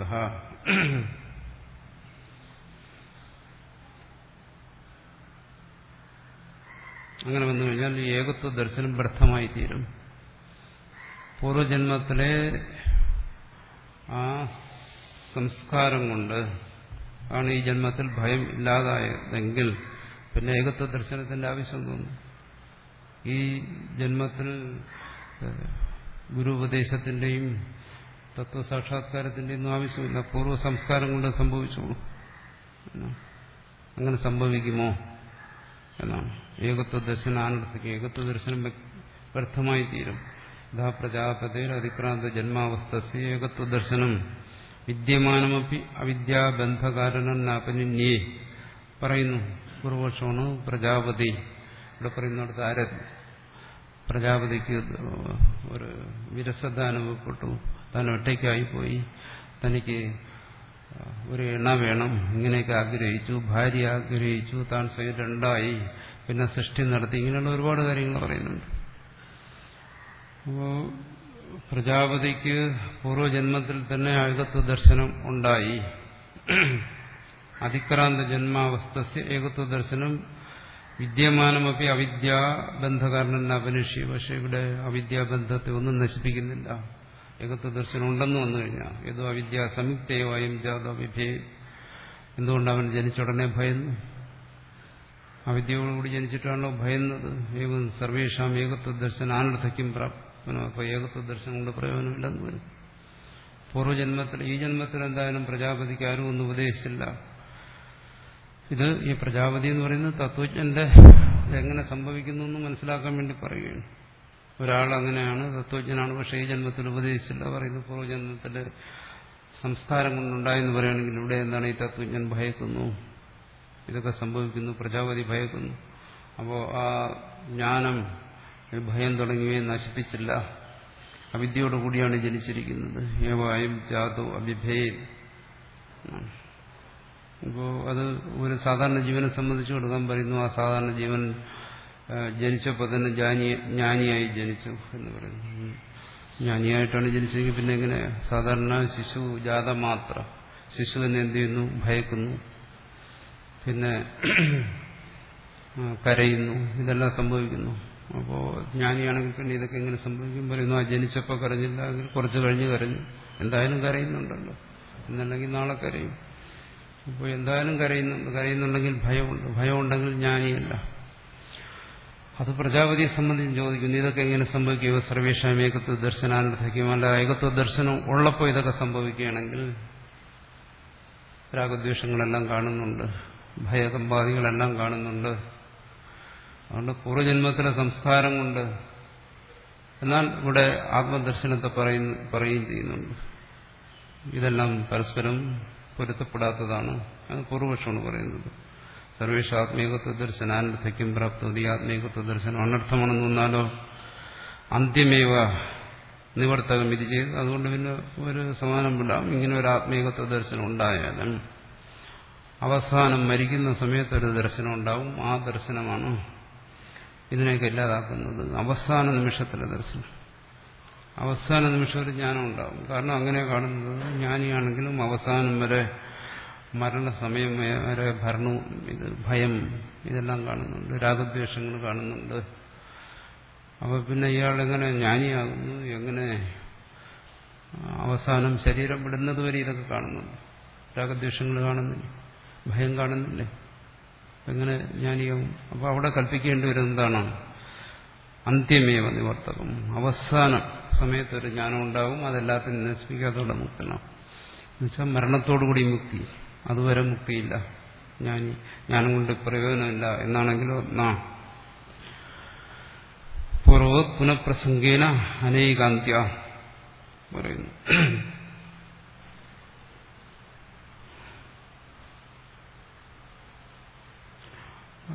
അങ്ങനെ പറഞ്ഞു കഴിഞ്ഞാൽ അതുകൊണ്ട് പ്രയോജനമൊന്നുമില്ല. ഒരു ജ്ഞാനം ഉണ്ടായി, അപ്പോ ആ ജ്ഞാനം കൊണ്ട് വിശേഷമൊന്നും ഉണ്ടായില്ല, വീണ്ടും ഭയകമ്പാദികളും രാഗദ്വേഷങ്ങളും ഉണ്ടായി. പിന്നെ ഇനി രണ്ടാമത് വേറൊരു ജ്ഞാനം ഉണ്ടായി, അല്ലെങ്കിൽ അവസാനം ഒരു ജ്ഞാനം ഉണ്ടായി. ആ ജ്ഞാനം കൊണ്ട് ഇതൊക്കെ നശിച്ചു എന്നങ്ങനെ കണക്കാക്കാൻ പറ്റും. കാരണം ഒരു ജ്ഞാനം ഉണ്ടായിട്ട് ഇതൊന്നും മാറിയില്ലെങ്കിൽ പിന്നെ അവസാനത്തെ ജ്ഞാനം കൊണ്ട് ഇതെങ്ങനെ മാറും? ജ്ഞാനം എല്ലായിടത്തും ഒരുപോലെ അല്ലേ. അതുകൊണ്ട് ഒരു ജ്ഞാനം കൊണ്ട് മാറാത്ത പിന്നെ ഇനി ഒരു ജ്ഞാനം കൊണ്ടും മാറത്തില്ല. അപ്പോൾ ഭയകമ്പാദികളെല്ലാം ഇങ്ങനെ ജ്ഞാനിയിൽ അല്ലെങ്കിൽ ജ്ഞാനത്തെക്കുറിച്ച് പറയുന്നവരിൽ കാണുന്നുണ്ട്. അതുകൊണ്ട് ജ്ഞാനം അനർത്ഥകമാണ്. അതാണ് പൂർവോത്പന്ന പ്രസംഗേന അനേകാന്ത്യ. ഇതിനൊരു ഫലമില്ലാതെ വരും. ഒരു ജ്ഞാനം അജ്ഞാനത്തെയും തത്കാര്യങ്ങളെയും നശിപ്പിച്ചെങ്കിൽ പിന്നീട് വരുന്ന ഒരു ജ്ഞാനവും നശിപ്പിക്കുന്നുള്ളതിനൊരു ഉറപ്പുമില്ല. തസ്മാത് അനർത്ഥകമേവ ഏകത്വ ദർശനം. ഇത് അതുകൊണ്ട് ഈ ഏകത്വ ദർശനം അനർത്ഥകമാണ്. ഇത് ചെയ്ത് നിഷദോഷ ശരിയല്ല, അതിൽ ദോഷമൊന്നുമില്ല. ഉത്കൃഷ്ടഹേതു ഉദ്ഭവത്വ ലോകവൻ വിശദീകരിക്കുന്ന യഥാ പുണ്യകർമ്മോദ്ഭവൈ വിവിക്തൈ കാര്യകരണൈ സംയുക്തൈ ജന്മനി സതി പ്രജ്ഞാമേത സ്മൃതി വൈശാരദ്യം ദഷ്ടം തഥാ പ്രജാപതിർധർമ്മജ്ഞാന വൈരാഗ്യൈശ്വര്യ വിപരീതഹേതു സർവപാത്മദഃ വിശുദ്ധൈ കാര്യകരണൈ സംയുക്തം ഉത്കൃഷ്ടം ജന്മ തദുദ്ഭവം ച അനുപദിഷ്ടമേവ യുക്തമേകത്വ ദർശനം പ്രജാപതേഃ. എന്നങ്ങനെ സംഭവിക്കാം. ഉത്കൃഷ്ടഹേതു ഉദ്ഭവത്വാ, കാരണം ഉത്കൃഷ്ടമായ ഹേതുവിൽ നിന്നും ജനിച്ചതുകൊണ്ട്. എങ്ങനെ ഈ ലോകത്തിൽ സാധാരണ കാണുന്നത് പോലെ ഉത്കൃഷ്ടമായ ഹേതുക്കളിൽ നിന്ന് ജനിക്കുന്ന ജീവന്മാരിൽ ചില പ്രത്യേകതകളൊക്കെ കാണുന്നുണ്ട് ലോകത്തിലും. എങ്ങനെയാണ്? യഥാ പുണ്യകർമ്മോദ്ഭവേഹി, പുണ്യകർമ്മം കൊണ്ട് ഉണ്ടായി ചില ജീവന്മാരങ്ങനെ ഉണ്ടാകുന്നു, പുണ്യകർമ്മം കൊണ്ട് ഫലമായിട്ട് ഉണ്ടാകുന്നു. വിവിക്തേഹി, അവർ എന്താണ് ഈ ലോകത്തിന്റെ കെട്ടുപാടുകളൊന്നും കൂടാതെ വിലക്ഷണമായ വിശുദ്ധമായ ബുദ്ധിയോടുകൂടി ജനിക്കുന്നു. കാര്യകരണൈഹി സംയുക്തൈഹി, അവരുടെ കാര്യത്തിനും കർണങ്ങൾക്കും എല്ലാം ഒരു ശുദ്ധി ജന്മനാ തന്നെ ഉണ്ടായിരിക്കും. സംയുക്ത ജന്മനുസരി പ്രജ്ഞ മേധ സ്മൃതി വൈശാരദ്യം ദുഷ്ടം. അത് എന്താ അതിന്റെ അടയാളം? ഇവിടെ പറഞ്ഞല്ലോ, വിവിക്തൈഹി, അവർ വിശുദ്ധരായി ജനിക്കുന്നു. അപ്പോൾ വിശുദ്ധരായി ജനിക്കുന്നത് അവർക്ക് പ്രജ്ഞ മേധ സ്മൃതി, അവരുടെ ഇതെല്ലാം ആത്മതത്വത്തെ സംബന്ധിച്ചുണ്ട്. അതല്ല വൈശാരദ്യം, അതിന്റെ വിശദത കാണുന്നു. പ്രജ്ഞയിൽ നവ ഉന്മേഷശാലിനിയായിരിക്കുന്ന അവരുടെ ബുദ്ധി തത്വത്തെ ഗ്രഹിക്കുന്നതിന് അതിൽ യാതൊരു വൈഷമ്യം ഉണ്ടാകുന്നില്ല. അതുപോലെ തന്നെ അവരുടെ സ്മൃതി ഗ്രഹിച്ച തത്വത്തെ അവർ വിസ്മരിക്കുന്നില്ല. അതെല്ലാം വൈശാരഥ്യം, വിശുദ്ധി, ദുഷ്ടം. അത് ചില ജീവന്മാരിൽ അങ്ങനെ കാണുന്നുണ്ട്. ജന്മനാൽ തന്നെ മറ്റുള്ള ജീവന്മാരിൽ നിന്നും വിലക്ഷണമായി ജനിക്കുന്നു. അവരുടെ ബുദ്ധി എന്ന് പറയുന്ന വളരെ വിലക്ഷണ ബുദ്ധി, എന്നുവെച്ചാൽ വക്രബുദ്ധി എന്നുള്ള അർത്ഥത്തിലല്ല, ആത്മതത്വത്തെ ഗ്രഹിക്കുന്നതിനും വിസ്മരിക്കാതിരിക്കുന്നതിനുള്ള വിശദമായൊരു ബുദ്ധി ഉണ്ട്. തഥാ അതുപോലെ പ്രജാപതി ധർമ്മജ്ഞാന വൈരാഗ്യ ഐശ്വര്യ വിപരീത ഹേതു ധർമ്മം, ജ്ഞാനം, വൈരാഗ്യം, ഐശ്വര്യം ഇതിനെല്ലാം വിരുദ്ധമായിരിക്കുന്ന സർവപാത്മദാഹ, സർവപാപവും ഉപാസന കൊണ്ട് പൂർവ്വജന്മത്തിൽ നശിച്ചിരിക്കുന്നു. അതാണ് ഉപാസനയുടെ ആവശ്യമാണ്, അതിന് ഫലമുണ്ടെന്ന് പറയുന്നത്. വിശുദ്ധ ഹി കാര്യകരണേഹി സംയുക്തം, വിശുദ്ധമായ കാര്യകരണങ്ങളോട് കൂടിയിരിക്കുന്നു. അല്ലെ, കാര്യകരണ ദോഷം കൊണ്ടാണ് തത്വം പ്രകാശിക്കാതിരിക്കുന്നത്. ആ കാര്യകരണ ദോഷം ഉപാസന കൊണ്ട് നശിക്കാത്തതുകൊണ്ടാണ്. തത്വജ്ഞാനം കൊണ്ട് നശിപ്പിക്കാമെന്ന് വിചാരിച്ചാൽ തത്വജ്ഞാനത്തിന് പ്രതിബന്ധമായിരിക്കുന്നിടത്തോളം കാലം തത്വജ്ഞാനം കൊണ്ട് നശിക്കത്തില്ല. തത്വജ്ഞാനം വേണ്ടേ? നനഞ്ഞ വിറകിൽ തീ കത്തിച്ചാൽ അത് കത്തും. അപ്പോൾ അത് ഉണക്കിയതിന് ശേഷമേ കത്തിച്ചാലേ കത്തത്തുള്ളൂ. അതുപോലെ തത്വജ്ഞാനം കാര്യകരണങ്ങളിൽ ദോഷത്തോടു കൂടിയിരിക്കുമ്പോൾ തത്വജ്ഞാനം എത്ര അങ്ങോട്ട് കടന്നു ചെന്നാലും അത് കത്തത്തില്ല. ആശ്രമം അതിനെ ഉണക്കി കഴിഞ്ഞാൽ എന്ത് ചെയ്യും? ഉപാസനകൾ കൊണ്ട് ആ ദോഷത്തെ മാറ്റിയാൽ അവിടെ തത്വജ്ഞാനം പ്രകാശിക്കും. തത്വജ്ഞാനം കൊണ്ട് ദോഷത്തെ മാറ്റാമെന്ന് വിചാരിച്ചാൽ തത്വജ്ഞാനം ഉണ്ടാകത്തില്ല. ഇരുട്ടിനെ വെളിച്ചം കൊണ്ട് മാറണം, വെളിച്ചത്തിന് ഇന്ധനം വേണം, ഇന്ധനം ശുഷ്കമായിരിക്കണം. ഇതെല്ലാം ക്രമമായി പോയാലേ കാര്യം നടക്കും. അല്ല, ആർദ്രമായ ഇന്ധനം കൊണ്ട് അഗ്നിയെ ജ്വലിപ്പിക്കാൻ പറ്റില്ല, അങ്ങനെ ജ്വലിക്കുന്ന അഗ്നി കൊണ്ട് അന്ധതയെ മാറ്റാൻ പറ്റത്തില്ല. അപ്പോൾ അതാണ് ഇതിനൊരു ക്രമികത വന്നിരിക്കുന്നത്. ഉപാസനയുടെ പ്രാധാന്യത്തെ അവിടെ എടുത്ത് കാണിക്കണം. അതുകൊണ്ട് പാപാദി ദോഷങ്ങൾ ഏതെങ്കിലും തരത്തിലുള്ള ഉപാസന, വൈദികമോ അവൈദികമോ ശ്രൗതമോ സ്മാർത്ഥമോ ഈ ഉപാസനകൾ കൊണ്ട് അല്ലെങ്കിൽ മറ്റു സാധനങ്ങൾ കൊണ്ട് അന്ധകരണ വിശുദ്ധി വന്നേ പറ്റും. അല്ല, നേരിട്ട് തത്വജ്ഞാനത്തിൽ പ്രവേശിക്കാൻ സാധ്യമല്ല. തത്വജ്ഞാനം അവിടെ നിഷ്ഫലമായി പോകും. അതുകൊണ്ട് പ്രജാപതി എന്ത് ചെയ്തു? മുമ്പ് തന്റെ കാര്യകരണങ്ങളെല്ലാം ശുദ്ധമാക്കി ഉത്കൃഷ്ടമായ ധർമ്മജ്ഞാന വൈരാഗ്യ ഐശ്വര്യങ്ങൾക്ക് വിരുദ്ധമായ എല്ലാ പാപങ്ങളെയും നശിപ്പിച്ചു. അങ്ങനെ ഉത്കൃഷ്ടമായൊരു ജന്മം ഉണ്ടായി. തദ്ഭവഞ്ച അനുപദിഷ്ടമേവ യുക്തം ഏകത്വ ദർശനം. അവിടെ ആരുപദേശിക്കാതെ തന്നെ കോഹം എന്ന് ചിന്തിച്ചപ്പോൾ തന്നെ ഏകത്വ ദർശനം അവിടെ സ്പഷ്ടമായി. നമ്മൾ 100 തവണ കോഹം കോഹം എന്ന് ചിന്തിച്ചാലും വെറും കോഹം, വിശേഷിച്ചൊന്നും സംഭവിക്കുന്നില്ല. പ്രജാപതി ഒറ്റ തവണ കോഹം എന്ന് പറഞ്ഞപ്പോൾ തന്നെ സംഗതി ഓക്കെ. അങ്ങനെ രണ്ടും തമ്മിലുള്ള വ്യത്യാസം പറയുന്നു. ഏകത്വ ദർശനം പ്രജാപതേഹേ, പ്രജാപതിക്ക് ഉണ്ട്. ചില മഹാത്മാക്കളൊക്കെ പറയും കോഹം എന്ന് നിങ്ങൾ ധ്യാനിക്കുക. ഒരുപാട് പേരിങ്ങനെ കോഹമൊന്നും ധ്യാനിച്ച് ചത്തുപോയിട്ടുണ്ട്. ഒരു പ്രയോജനം ഉണ്ടാകാതെ. കാരണം കോഹം കൊണ്ട് മാത്രം ഒരു രക്ഷയും. ഇതുപോലെയുള്ള ഉപാസനകളും മറ്റുമൊക്കെ ചെയ്താലേ ഭാഷകാരൻ തറപ്പിച്ച് പറയുന്നുണ്ട്. പിന്നെ ഉപാസന നിഷേധിക്കുന്നുണ്ട്, അത് മാത്രം കൊണ്ട് കാര്യമില്ല. മാത്രം നേരിട്ട് ഫലത്തെ കൊടുക്കത്തില്ല. കോഹം മാത്രവും പറ്റത്തില്ല, രണ്ടും വേണം. ഉപാസനയ്ക്ക് ശേഷം കോഹം, അല്ലാതെ ആദ്യമേ കോഹത്തിൽ തുടങ്ങിയ ഒരു രക്ഷയില്ല, ഒരിടത്ത് എത്തത്തില്ല എന്നർത്ഥം. തത്സഹജ സ്മൃതി ജ്ഞാനം അപ്രതികം യസ്യ വൈരാഗ്യം ച ജഗത്പതി ഐശ്വര്യം ദൈവധർമ്മശ്ച സഹസിദ്ധം ചതുഷ്ടയം. അത് വളരെ സ്പഷ്ടമാണ്. ജ്ഞാനം അപ്രതികം, ഒരു പ്രതിബന്ധവും കൂടാതെയുള്ള ജ്ഞാനം. അതാണ് പല മഹാത്മാക്കളിലും ജന്മനാൽ തന്നെ ഒരു പ്രതിബന്ധവും കൂടാതെയുള്ള ജ്ഞാനം പ്രകാശിക്കുന്ന കാണാം. മറ്റുള്ളവർ, നമ്മളെപ്പോലെയുള്ള ആൾക്കാർ എത്ര പരിശ്രമിച്ചാലും ഒന്നും സംഭവിക്കുന്നുമില്ല. തഥൈവ, പഴയതുപോലെ തന്നെ.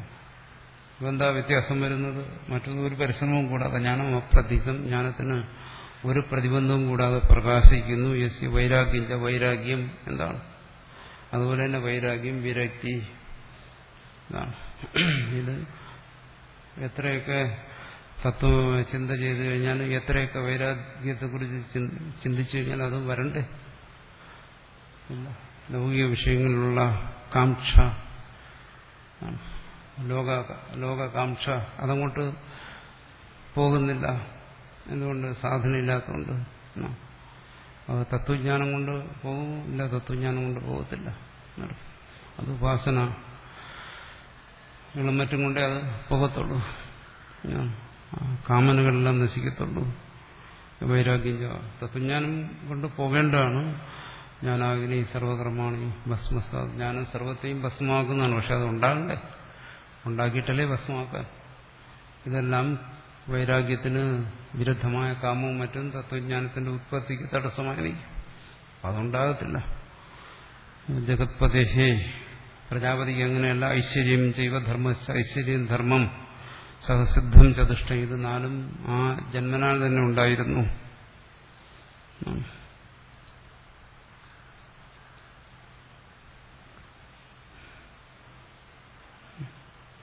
സുപ്തപ്രതിബദ്ധവത് പ്രകൃഷ്ട അധിഷ്ഠോത്ഥകാര്യകരണവത്വ പൂർവകൽപ്പീയ പദപദാർത്ഥ വാക്യസ്മരണവത സ്മൃതി വിപരിവർത്തനോ വാക്യാത് വിചാര്യമാണ അധിഷ്ഠസഹൃദ തത്വജ്ഞാനം സ്യാദ് പറയുന്നു. സുപ്തപ്രതിബദ്ധവ പറയുന്നു, ഉറക്കത്തിൽ നിന്ന് ഉണർന്നു വരുന്നു.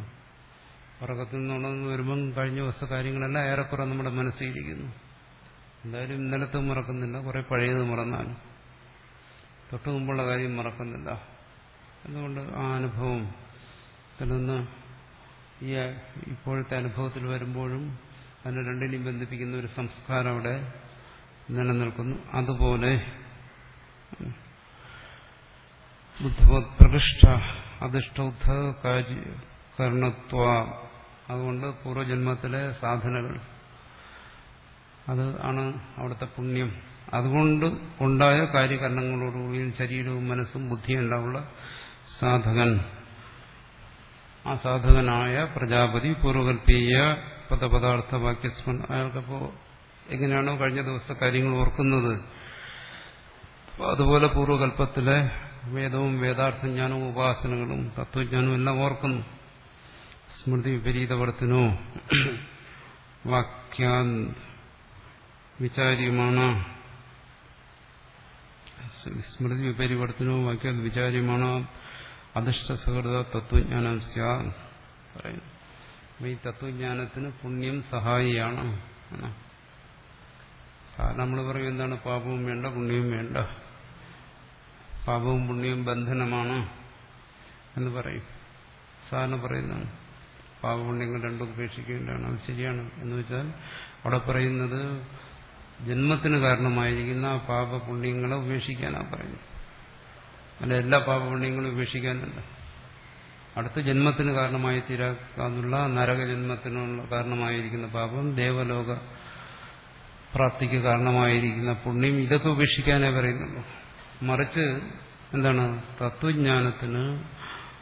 തത്വജ്ഞാനത്തിന് സഹകാരിയായ ഇവിടെ പറയുന്ന ബുദ്ധിയും മനസ്സും ശരീരവും കർണങ്ങളും അതിനൊക്കെ അനുകൂലമായിരിക്കുന്ന പുണ്യം വേണം.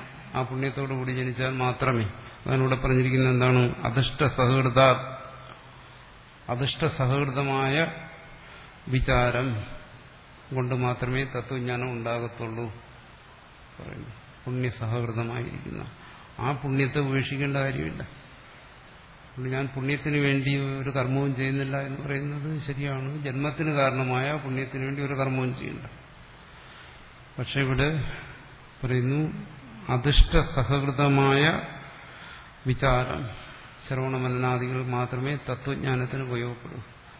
ആ അധിഷ്ഠം, ആ പുണ്യം ആവശ്യമാണ്. തത്വജ്ഞാനത്തിന് സഹകാരിയായിരിക്കുന്ന അധിഷ്ഠം, അതിന് ഉപാസനകളെല്ലാം വേണം. അതാണ് പ്രജാപതിയിൽ കാണുന്നത്. അത് പറയുന്നു സ്യാദ്മുഖ വിശിഷ്ട അധിഷ്ഠ ഉത്ഥകാര്യകരണാനാം പ്രജ്ഞാദ്യ അതിശയ ദർശന. അതുകൊണ്ടാണ് പലരും ജനിക്കുമ്പോൾ തന്നെ അവർ വിശിഷ്ടമായ ബുദ്ധിയോടുകൂടിയിരിക്കുന്നു, വിശിഷ്ടമായ മനസ്സ്. ആ വിശിഷ്ടമായ മനസ്സുണ്ടായാലേ തത്വം ഗ്രഹിക്കാൻ പറ്റും. ചിലർക്ക് ശ്രവണാദി സാധനങ്ങളിൽ വളരെ സമയം മുഴുകേണ്ടി വരുന്നു, ചിലർക്ക് ഏകവാരം ശ്രവിച്ചാൽ മതി. ഈ വ്യത്യാസം എന്തുകൊണ്ട് വരുന്നു? ചിലർ ശ്രവിച്ചത് മറക്കുന്നു, ചിലർ മറക്കുന്നില്ല. ചിലര് ശ്രവിക്കുമ്പോൾ അതിന്റെ താല്പര്യത്തെ ഗ്രഹിക്കുന്നു, ചിലർക്ക് താല്പര്യം ഗ്രഹിക്കാൻ പറ്റുന്നില്ല.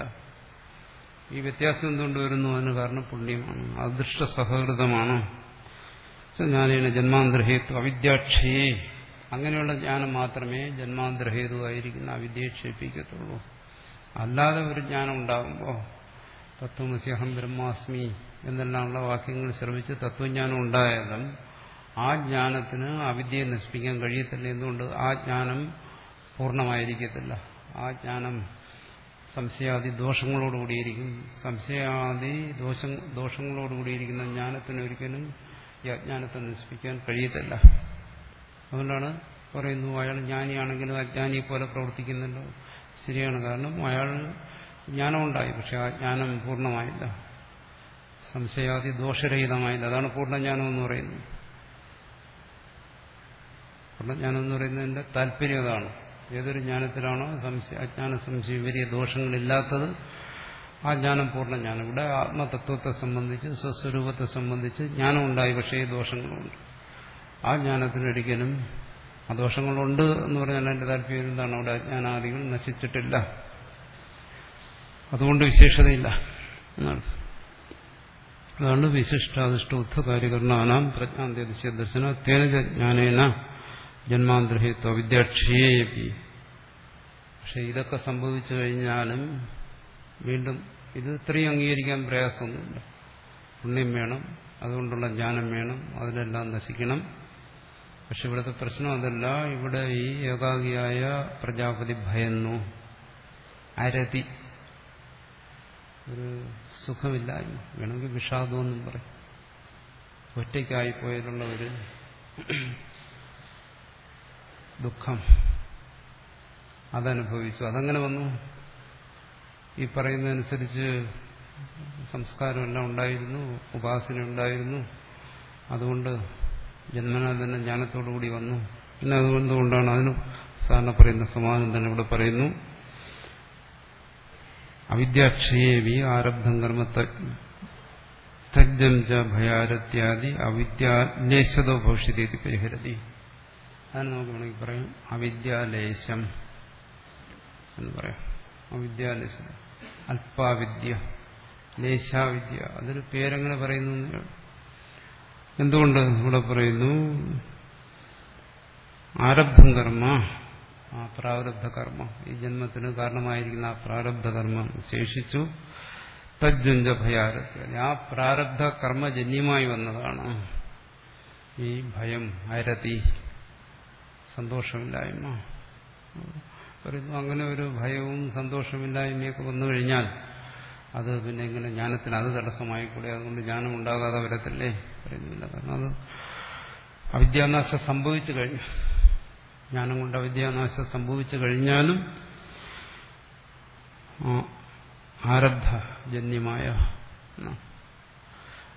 ആരബ്ധജന്യമായിരിക്കുന്ന ഭയ അരതികളൊന്നും അവനെ ബന്ധിക്കുന്നതിന്, അങ്ങനെയാണോ അജ്ഞനെ ബന്ധിക്കുന്നത് പോലെ ബന്ധിക്കുന്നില്ല.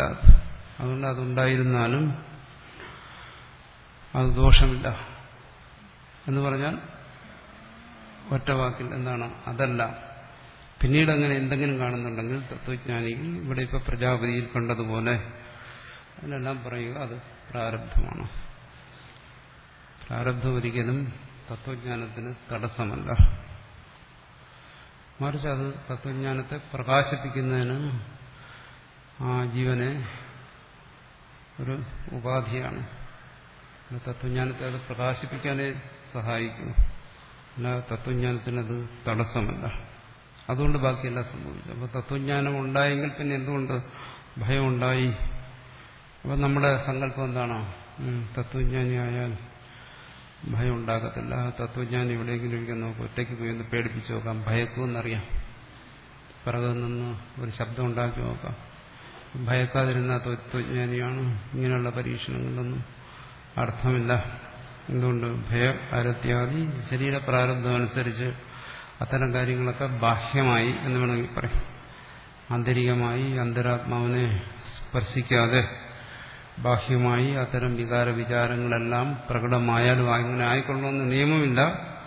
അങ്ങനെ ആയാൽ തന്നെയും അത് തത്വജ്ഞാനത്തിന് ബാധകമല്ല, തത്വജ്ഞാനത്തിന് തടസ്സമല്ല എന്നാണ്. അപ്പോ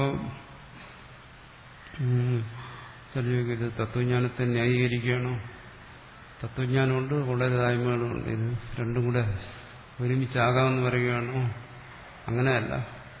ഇത് പറയുന്നത് കേവലം പ്രാരബ്ധശിഷ്ടമായി ശേഷിക്കുന്നതിനെ കുറിച്ച് മാത്രം പറയണം. ഒരാൾ സ്വയം അവിവേകം കൊണ്ട് അഹന്തയോടുകൂടി പുണ്യപാപകർമ്മങ്ങൾ ചെയ്യുകയും അതിന്റെ ഫലമായിട്ടുള്ള സുഖദുഃഖങ്ങൾ അനുഭവിക്കുകയും ഭയ അരത്യാദികൾ അനുഭവിക്കുകയും ചെയ്യുന്നിടത്തെ കുറിച്ചല്ല ഇത് പറയുന്നു. അങ്ങനെയുള്ള സ്ഥലത്തൊന്നും ഇത് യോജിപ്പിക്കാൻ പാടില്ല. തത്വജ്ഞാനിയിൽ മാത്രമേ ഇത് യോജിപ്പിക്കാൻ പറ്റൂ. അവിടെ മാത്രമേ ഇത്തരത്തിലുള്ള പ്രാരബ്ധത്തെ അംഗീകരിക്കുന്നുള്ളൂ. ഇവിടെ പക്ഷെ പൂർവക്ഷി വിടുന്നില്ല. ഇപ്പൊ നമ്മൾ പറഞ്ഞതുപോലെ സഹസിദ്ധത്തെ ഭയ അനുഭവത്തിൽ ഇതെങ്ങനെ സംഭവിക്കും? തത്വജ്ഞാനിയാണെന്ന് പറയുന്നു, ഭയമുണ്ടെന്ന് പറയുന്നു. ഹ്യാദിത്യേന സഹ തമോദേതി പറയുന്നു. എങ്ങനെയാ സൂര്യൻ പ്രകാശിച്ചിരിക്കുന്ന അവിടെ ഇരുളുണ്ടെന്ന് പറയുന്ന പോലെ അല്ലേ? തത്വജ്ഞാനത്തിന് നേരെ വിപരീതമാണ് പറഞ്ഞു. ദ്വിതീയാദ്വൈ ഭയം ഭവതി. ഇവിടെ അദ്വിതീയ അനുഭവമാണ്. അവിടെ പിന്നെ എങ്ങനെ ഭയം വരും? നിങ്ങൾ വരുന്നു പ്രാരബ്ധം കൊണ്ടുവരാം. അവസാനം അവിടെ തന്നെ സമാനം പറയും. ഇവിടെ പൂർവക്ഷി അത് ചോദിക്കുകയാണ്. ആദിത്യന് പ്രകാശിക്കുമ്പോൾ അവിടെ ഇരുളുണ്ടെന്ന് എങ്ങനെ പറയും? അതുപോലെ തത്വജ്ഞാനിയിൽ വീണ്ടും ഭയം, ദുഃഖം പറയുന്ന അന്യ അനുപദിഷ്ടാർത്ഥത്വാ സഹ സിദ്ധവാക്യസ്യ ശ്രദ്ധ താത്പര്യ പ്രണിപാദാദീനാം അഹേതുത്വം വിധിച്ച് പറയുന്നു. അങ്ങനെയല്ല, അവിടെ തത്വജ്ഞാനമുണ്ട്. ഇവിടെ പൂർവക്ഷി പറയുന്നത് എന്താണ്? ഇവിടെ ആരും ഉപദേശിച്ചിട്ടില്ല, ഉപദേശിക്കാത്തതുകൊണ്ടാണ് തത്വജ്ഞാനമില്ല. തത്വജ്ഞാനമില്ലാത്തതുകൊണ്ടാണ് ഈ ഭയവും മറ്റുമൊക്കെ പറയുന്നത്. ശരിയല്ല. അന്യ അനപദിഷ്ടാർത്ഥത്വം, അതിവിടെ ആരും ഉപദേശിച്ചിട്ടില്ല എന്ന് പറയുന്നത് ശരിയാണ്.